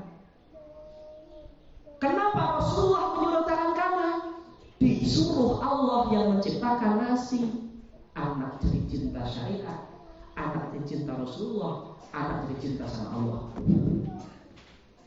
Kelihatannya cuma ngajar tangan kanan, tapi itu ngajari cinta syariat. Paham ya? Wal basmalah hatman bikullihin. Dan ajarilah anak membaca bismillah setiap akan memulai makan. Bismillah. Pakai baju, bismillah. Mau makan, bismillah. Dengan nama Allah. Pakai bahasa Indonesia boleh, Jawa boleh, Sunda boleh, terserah. Yang penting dengan nama Allah. Itu pelajaran apa? Tauhid. Tauhid. Anak nanti akan mikir. Nanti anak di usia 4 tahun, 5 tahun dia akan nanya, kenapa kok dengan nama Allah? Loh, nah, pakaianmu dari apa, nak? Pakaian saya dari ular, dari kain. Kain dari apa? Kain dari ular. Misalkan kalau kain sutra, ya, atau dari apa gitu lah. Ulat dari mana? Hewan. Hewan yang bikin siapa? Ada nggak pabrik ulat di dunia ini? Nggak ada. Yang bikin siapa? Allah. Zat yang maha agung. Zat yang mata kita nggak mampu melihat. Nah, kamu makan apa? Kebab. Kebab dari apa? Gandum. Gandum, ada pabrik yang bikin gandum nggak? Nggak ada. Adanya apa? Adanya perkebunan atau persawahan gandum. Sawah itu bisa dibikin manusia nggak? Enggak. Manusia ngapain? Nyiramin sama tanam. Terus yang ngeluarin gandum siapa? Allah. Ya makanya dengan nama Allah, karena dia yang bikin gandum. Dengan nama Allah, karena dia yang bikin kain. Nah, kenapa kok ibu sebelum buka laptop kok harus bismillah? Nah, laptop dari apa? Plastik. Plastik dan apa? Besi. Besi dari apa? Dari minyak. Minyak dalam apa? Dalam tanah. Dalam tanah dari apa? Fosil. Fosil dari apa? Hewan. Hewan yang jadi tulang. Tulang, ada pabrik tulang? Enggak. Hewan. Hewan ada yang bikin hewan? Enggak ada. Hewan dari siapa? Allah. Makanya sebelum laptop bismillah. Nah, itu semuanya ikhwah. Bismillah. Ini tauhid. Kenapa kok yang dari contoh itu makan? Karena aktivitas yang paling lama dalam hidup manusia sejak lahir dari perut, aktivitas pertama adalah makan. Pakai baju itu nanti. Setelah minum ASI ibu baru dikasih bedol, tapi makan lebih lama. Baru setelah makan dan minum, aktivitas paling lama adalah pakai pakaian. Maka Islam itu luar biasa. Tarbiyah akidah itu dari makan. Karena aktivitas yang paling lama manusia adalah makan. Bukan masuk kelas itu setelah SD usia 6 tahun, TK usia 5 tahun. Tapi makan dari keluar rahim sudah makan. Paham ya? Jadi tarbiyahnya dilihat dari makan dan pakai baju. Baik, ini akidah. Bismillah, ini akidah. Kemudian bait nomor 20, ya betul ya. Tadi 19, sekarang 20. Ingat ya, ini 18 sampai 31, ini 2 sampai 4 tahun. Baik. Wala yubadir qabla aqli sahibi. Hendaknya pengasuh pendidik anak agar tidak terburu-buru, ya, mendidik anak agar tidak terburu-buru dalam rangka tamak, karena tamak, agar tidak didahului teman yang sedang makan bersamanya. Maksudnya apa? Ketika makan bareng, anak orang Arab, tentu ini beda dengan kita ya. Ini kan beliau tinggal di Arab. Orang Arab itu anak kecil itu makan biasanya bareng. Jadi orang tua mengasih satu nampan terus dimakan bareng dengan anaknya. Nah, hendaknya orang tua kalau makan itu mengatakan, nak, ketika makan dihidangkan, ada anak yang udah lapar langsung, nak, jangan seperti itu. Tunggu semua duduk, tunggu saudara kamu itu siap, baru mulai makan bareng-bareng pelan-pelan. Itu tarbiyah apa? Tarbiyah tidak rakus, tarbiyah tidak tamak, tarbiyah tidak menyerobot hak orang lain. Tidak menyerobot hak orang lain, itu mengajarkan dia tidak korupsi, tidak mencuri, tidak menggosok. Berapa nilai kebaikan hanya agar tidak tamak. Itu nilai kebaikannya tidak terhingga. Ya. Makanya anak dididik agar tidak terburu-buru ketika makan bareng. Ya. Wa ya'kulul aisha alladhi bijanibi. Ais itu makanan orang Arab, yaitu roti. Orang Arab kalau makan, ini nampan, para ibu-ibu, para pak ustadz, nampan taruh. Terus nanti biasanya anak-anak duduk, ibunya datang bawa roti panjang-panjang, dibagi. Ini nak roti yang kamu, nanti rotinya dimelungker gitu. Lah, jangan ngambil roti kalau rotinya sebelah sana. Rotinya sana lebih panjang. Ngambil gini, nggak boleh. Karena ini akan melatih anak mengambil hak orang lain. Paham ya? Dilatih. Ini jatahmu nak. Kalau di sekolahan sama, dibagikan nasi. Lihat, telurnya lebih besar, kuningnya lebih banyak. Ustadzahnya, orang tuanya, nak jatahmu ini disyukuri. Walaupun anak itu hatinya nggak menerima, nggak apa-apa. Ingat, anak itu nganut sama yang lebih tua. Walaupun pertamanya kayak nggak, lama-lama nganut sendiri, hatinya akan masuk ke alam bawah sadar dia. Karena dia nggak akan berontak. Dia berontak, dia itu ditohir, bukan direncanakan. Paham ya? Seperti itu. Nggak ada anak SD, anak TK, musyawarah, terus demo. Nggak ada. Artinya berarti berontaknya nggak direncanakan. Berontaknya fitrah dia, tapi dia nganut. Makanya kasih tahu agar makan yang dimiliki dia. Ya, ini menceritakan adat orang Arab ya. Nomor 21. Ini juga adab makan. Ini juga bab tasyatul nafas. Wa yamdhul luqmata madghon muhkama. Dan hendaknya seorang anak mengunyah suapan makanan dengan pelan-pelan dan baik. Ya, makannya jangan geragas, pelan-pelan. Ya, disuapin dikit-dikit. Maka ini peran orang tua. Kan orang tua biasanya nyuapin. Nah, ketika nyuapin itu melatih anak makan pelan-pelan, dikit-dikit. Ya. Wala yusari au yuwali al-luqamah, agar tidak tergesa-gesa dan serakah dalam menyantap suapan makanan. Ya, pelan-pelan. Ini ada juga. Tentu yang bisa menyontohkan orang tuanya. Wadah ini paham nomor 20. Ini penjabaran semuanya. Baik. Ini adab yang penting. Dan setiap saya ngajar kitab ini, karena saya mengajar kitab ini ya mungkin udah 2 atau 3 kali ya. Kalau baca sendiri udah berkali-kali. Kalau baca dari guru saya juga sudah 2 kali. Dulu kami membaca kitab ini dari Dr. Muhammad Abdullah Muhyiddin, seorang ketua jurusan fikih perbandingan di International University of Africa. Beliau seorang doktor guru besar, tapi mengajarkan adab ini ke santri-santrinya. Ya. Menunjukkan bahwasanya seorang santri itu harus bisa mendidik anaknya dengan adab yang benar, dan juga harus merasa malu kalau yang sudah dewasa kok masih rakus, padahal ini harusnya sudah selesai ketika masa anak-anak. Nah, jadi ini tarbiyah ini betul untuk anak-anak seharusnya. Tapi kalau ada yang dewasa tapi belum melakukan yang seharusnya, berarti malu. Berarti ini bermanfaat untuk dewasa dan kita juga. Baik, ini adab nomor 22 ini unik. Yakulul yabis minat ta'ami. Hendaknya seorang anak membiasakan makan makanan yang kering. Maksudnya tanpa lauk. Ta'alluman bahtan bilan idami. Dan juga makan tanpa lauk pauk. Kenapa? Terkadang harus membiasakan makan tanpa lauk. Ya.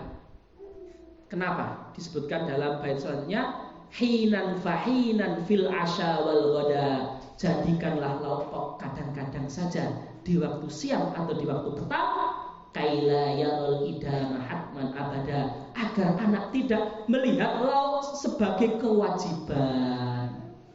Ingat ikhwah, anak kalau kita mungkin ya, atau generasi yang muda ini, kita sudah mengalami masa di mana kalau nggak ada lauk nggak makan.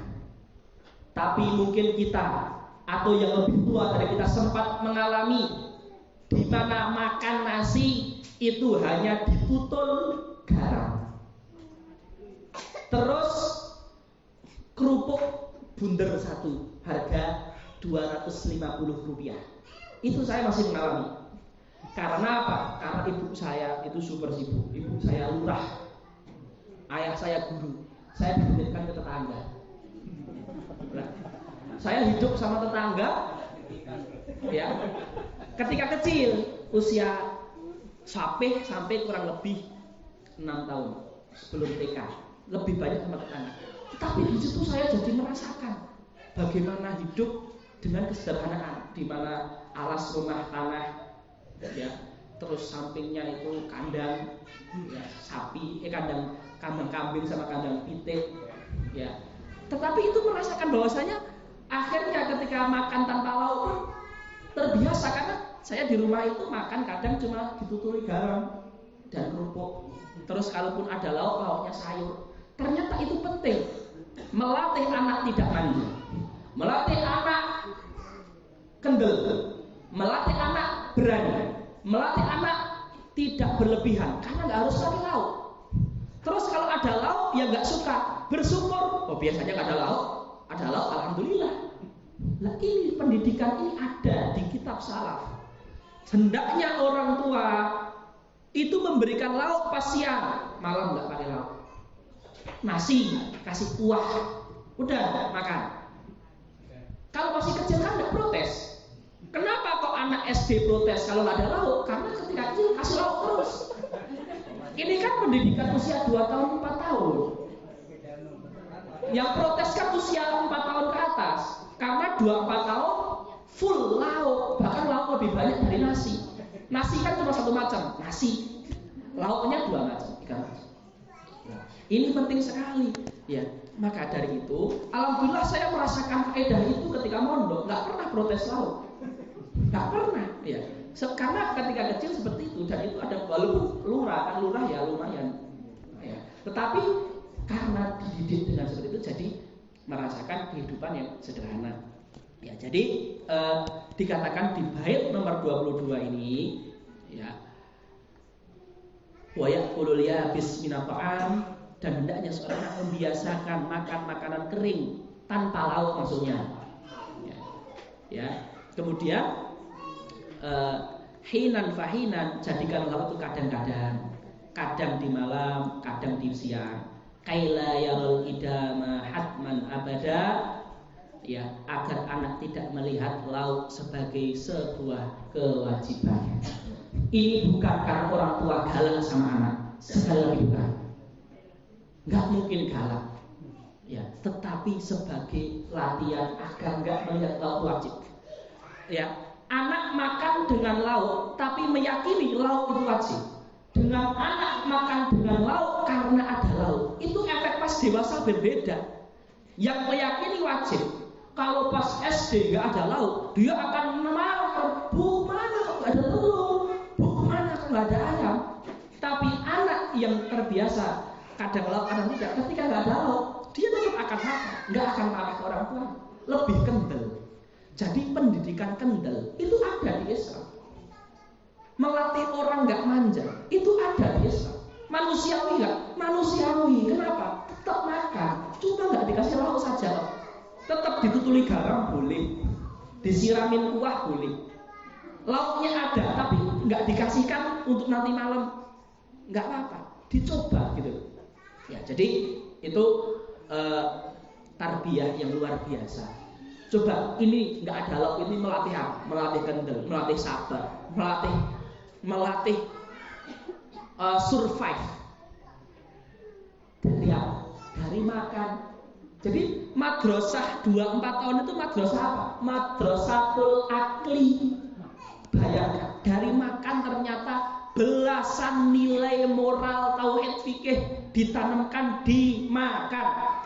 Maka yang punya anak 2-4 tahun, eman-emanlah kalau waktu makan nggak bersama anak dan suami atau istri yang laki-laki, karena itu waktu yang luar biasa. Nah ini bagi bapak ibu-ibu, yang bapak kasih tahu istrinya, yang ibu kasih tahu bapaknya, suaminya. Waktu makan bagi anak yang punya anak 2-4 tahun itu adalah waktu yang vital dan penting, karena di situ bisa membentuk keluarga yang harmonis seperti itu. Baik, sekarang poin yang ke-24. Nah ini penting juga. Ini madrasah pakaian. Wa an yujannibhu fununaz zinah. Wa an yujannibhu fununaz zinah. Ya. Ya. Wa an yujannibhu fununaz zinah. Artinya kurang lebih bagi pengasuh anak agar menjauhkan anak dari membiasakan macam-macam perhiasan. Jangan anak diberikan perhiasan. Wa jumlatal malabisil rozinah, dan juga macam-macam model pakaian yang mahal. Jangan anak dikasih tahu merek sandal, merek pakaian, nggak boleh tahu. Pakaian itu menutup aurat. Sandal itu biar nggak najis. Itu yang penting. Pakaian model itu nanti dia akan menjadi pribadi yang hedonisme. Nah, ibu berikan loh ini sandal Eiger. Nanti ketika SD, kalau nggak berikan Eiger nggak mau. Diberikan Swallow dibuang. Padahal sama-sama menghindarkan dari najis. Maka anak jangan diajari model-model fashion, jangan, nggak boleh. Pengasuh menjauhkan anak dari macam-macam perhiasan dan model-model pakaian, nggak boleh. Sekarang kita rasakan, kita nggak usah menuduh orang lain, kita membicarakan diri sendiri. Pernah nggak di suatu masa dari fase hidup kita, yang bapak-bapak, yang ibu-ibu, ketika ada jilbab yang nggak bermerek, merasa gimana gitu? Ketika ada baju nggak bermerek, merasa gimana? Itu bisa jadi adalah tarbiyah dari masa mudanya, membiasakan dengan yang bermerek. Ketika nggak bermerek, merasa ciut. Betul atau betul? Betul. Ini adalah tarbiyah, ya, tarbiyah yang penting. Ya, itu karena itu akan mendarah daging sejak kecil. Nak, ini nak baju Nevada. Ini nak baju apa yang terkenal? Robani. Nggak usah tahu Robani. Yang penting itu tahu menutup aurat. Kalau memang ayah ibunya diberikan kelonggaran rezeki membelikan baju yang bagus, nak ini tak belikan baju. Nggak usah sebutkan. Biar nanti ketika rezekinya nggak longgar, dibelikan baju yang biasa, tetap syukur. Nak ini baju dipakai sholat, nak. Ini baju menutup aurat. Nak ini baju dipakai sekolah, nak. Ini baju biar kamu dilihat bagus oleh gurumu, sopan, nak. Ini baju nak dipakai nak untuk suatu orang biar sopan. Jadi baju itu biar sopan. Nanti ketika dibelikan baju yang murah, nak sopan ini bagus, dia akan senang karena telah bisa sopan dengan baju itu. Walaupun mereknya biasa, nggak peduli. Ini penting itu. Pendidikan merek ini penting. Ya, ini pendidikannya ini disebutkan Imam Ghazali luar biasa, ulama kita luar biasa. Sebentar apa ya?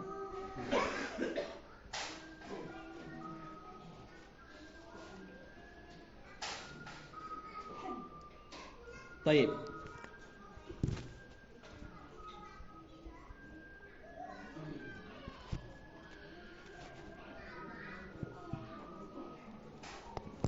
Hadirin yang dimuliakan Allah Subhanahu wa taala, kita masuk di bait yang nomor 25.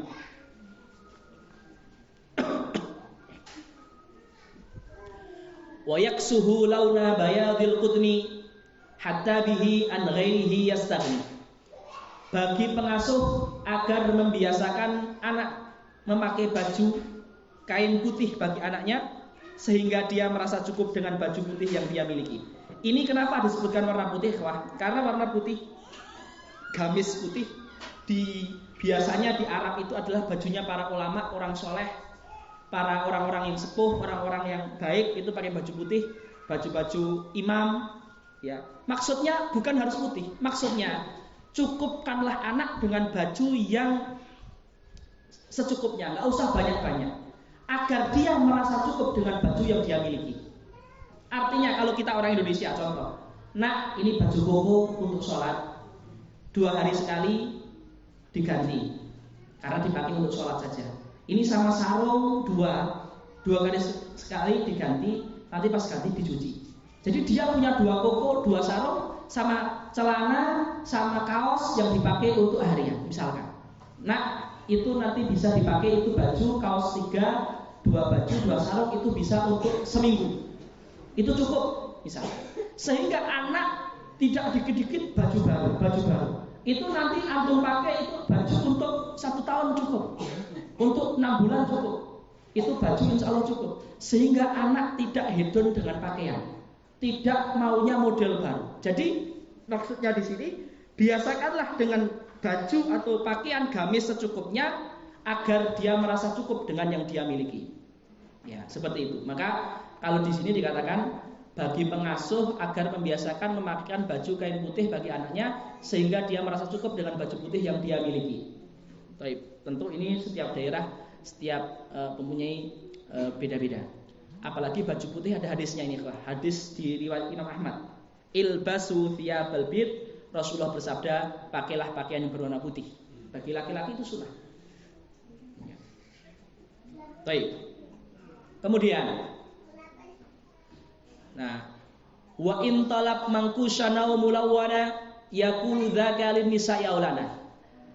Mangkusan au mulawan ini artinya baju yang berwarna mencolok dan bermotif macam-macam, banyak garisnya. Ingat, baju kita ini kan kalau adat kita ini orang Indonesia laki-laki bergaris batik, bergaris batik. Ini kalau di Indonesia biasa nggak?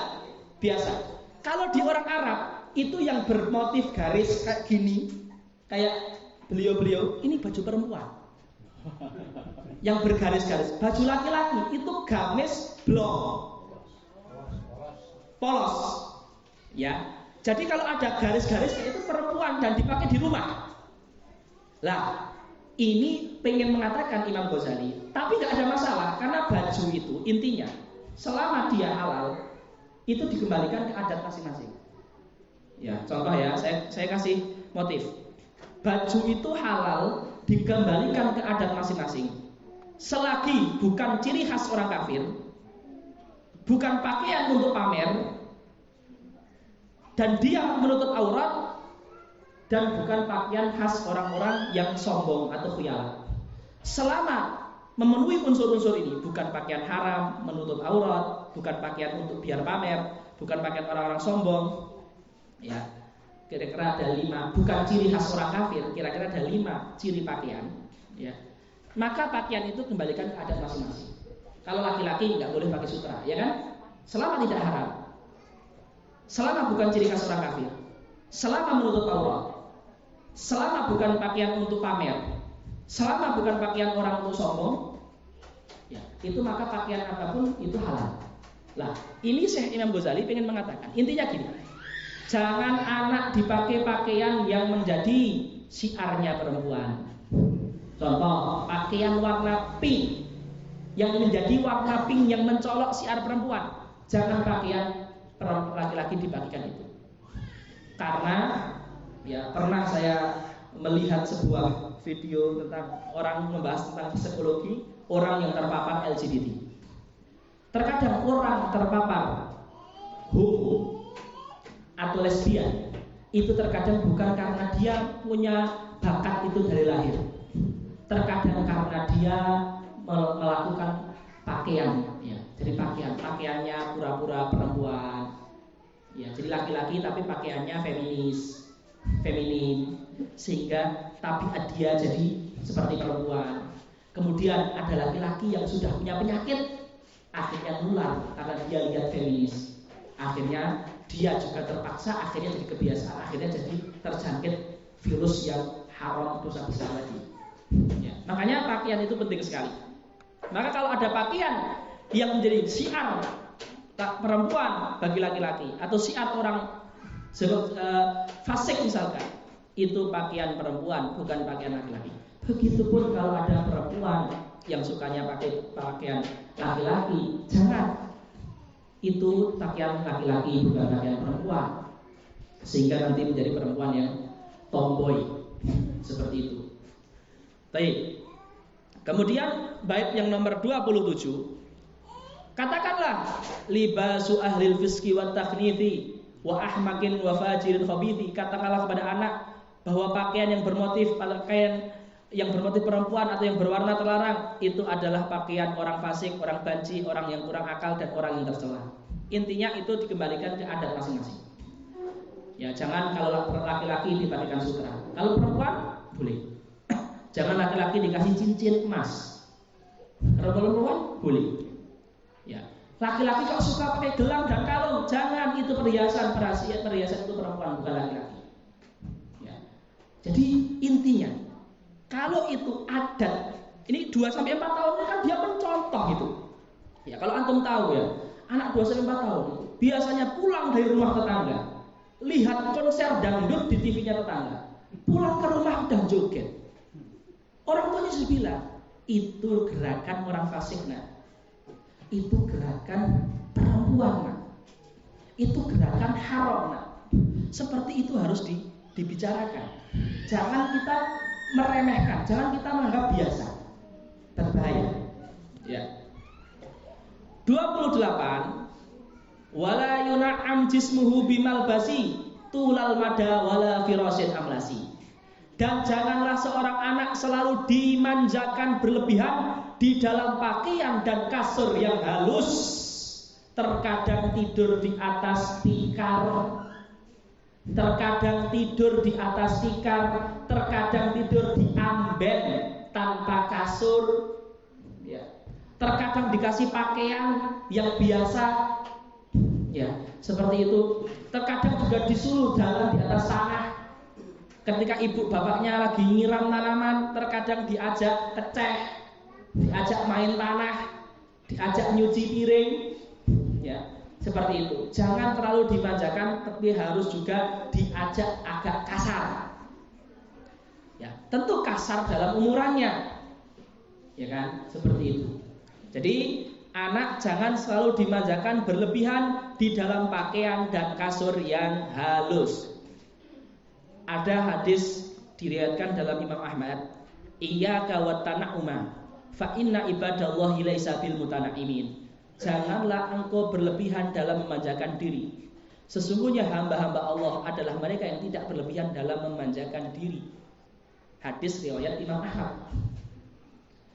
Maksudnya memanjakan diri itu apa? Artinya dia manja, maunya makanan yang enak. Ya kalau kita hanya mau makanan enak, kita tidak akan ibadah. Saya cerita pernah di Sudan, panas. Tidur kadang kasur saya siram air. Baru saya tidurin 15 menit sudah kering. Baju saya cuci, saya pakai setengah jam sudah kering. Saking panasnya. Tapi saya semangat belajar. Rumah saya Temanggung. Temanggung itu dingin kayak Dieng, dataran tinggi. Saya di kamar sendiri, meja belajar siap, tempat sudah siap, saya duduk anteng gini. Mau belajar, itu berat rasanya. Padahal sudah bismillah depan laptop, depan buku belajar. Diam aja. Pemanasannya lama. Tapi di keadaan yang sulit, itu malah kita bisa survive. Belajar, ibadah, ya. Maka memang ada hikmahnya. Kadang hidup agak susah, itu membuat kita semangat. Maka kalau kita sudah sukses, tetap kita nggak boleh enak-enakan. Bagi kita yang pedagang, bagi kalian yang pengusaha yang sudah nyaman sesuai target, ya, tetap harus hidup sederhana. Karena hidup sederhana itu bukan penyiksaan, itu justru suplemen biar kita bisa rajin ibadah, rajin belajar. Karena sederhana, itu suplemen. Seperti itu bisa dibuktikan. Kemudian, anak harus dilatih untuk prihatin seperti itu. Biar dia tahan, banting. Bal kullu ma kanat bihi khusunah fa innahu akhafu lil maunah. Bahkan semakin pakaian yang dipakai itu apa adanya, itu semakin ringan biayanya. Itu juga faedah, ya kan? Kalau kita sederhana, itu enggak banyak modalnya. Makanya gengsi itu butuh modal. Ya. Gengsi itu kan karena enggak mau sederhana. Makanya itu lebih ringan biayanya, itu hikmahnya. Yusallibul a'dha wa la yubali. Salah satu manfaat dari prihatin apa adanya dalam berpakaian adalah la yubali, yusallibul a'dha. Anak menjadi tidak lembek manja. Yusallibul a'dha wa la yubali artinya tidak lembek dan tidak manja. Kita itu orang tua, Itu kalau kita saja, saya belum punya anak yang gede, tapi kita mungkin sudah punya adik yang gede. Kalau misalkan kita punya adik atau kakak yang manja, kita yang adik atau kakak itu kita saja bingung. Ya Allah, kasihan sekali ibu kita, kok manja. Maunya baju yang ini, tasnya harus Eiger, sandalnya harus Adidas, topinya harus apa, HP-nya harus Nokia. Nah, itu kan manja. Makannya harus KFC, nggak mau nggak mau kopi pahit, ya misalkan. Itu kan juga menyulitkan. Makanya kalau terbiasa dengan kadang pakai lauk, kadang tidak, bajunya apa adanya, itu dia akan tidak lembek manja, sehingga dia tidak canggung malas untuk melakukan perjalanan, melakukan pekerjaan-pekerjaan yang lain. Bil masyi wa bisa idul amal, kerja apapun bisa. Guru kami dokter, salah satu referensi yang kami pakai dalam mempelajari buku ini adalah referensi yang dijelaskan oleh Dr. Fahad Al-Bari, seorang dokter dari Yaman. Beliau mengatakan gini, ya Allah, kalau ada anak manja itu ketika sudah gede disuruh nyuci, bukan nyuci, disuruh bawa pakaian kotor abinya, uminya ke kamar mandi, megangnya gini. Ibu bapaknya apa gak sakit hati ya? Ngambil pakaian ayahnya, ngambil celana dalam ayahnya, ngambil pakaian ibunya, terus dibawa ke kamar mandi.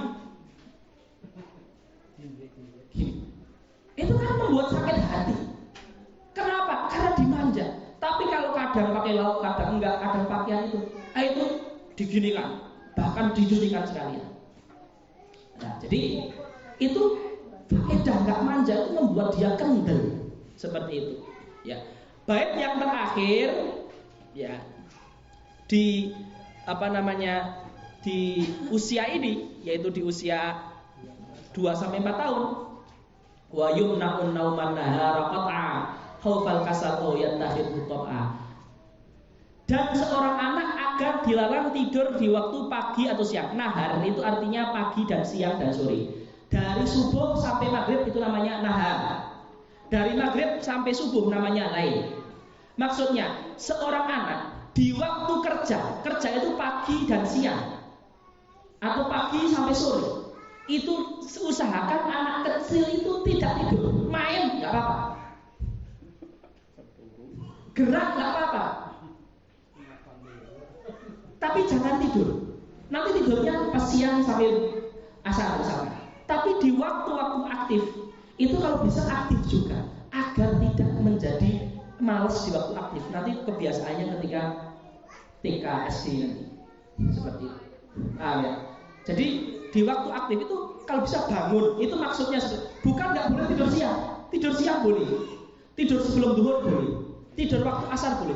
Tapi di waktu aktif ini sebisa mungkin anak itu aktif ya, kayak gini nih, main nanti ke depan kayak gini. Walaupun kegiatannya emang itu kegiatannya, masa suruh macul? Ya emang, tapi maksudnya biar nggak jadi tabiat gitu loh maksudnya. Ya, para asatidzah, ustadz-ustadzah semuanya dimuliakan Allah. Alhamdulillah kita sudah khatam 31 bait dan 2 fase. Ini kita syukuri, kita istirahat ya Ustaz ya. Istirahat 15-20 menit. Istirahat 15-20 menit. Nanti kita lanjutkan lagi. Semoga kita khatam. Karena hari ini saya ngisi di 3 tempat. Jadi sore nanti harus ngisi lagi jam 3:30 harus sudah ngisi karena mulainya jam 4. Terus setelah maghrib sampai isya ngisi lagi di Gembolongkan. Maka istirahat bentar. Ini nanti mengumpulkan kekuatan, minum-minum, kita lanjutkan lagi. Kita lakukan sekian. Alhamdulillahirabbil alamin. Wassalamualaikum warahmatullahi wabarakatuh.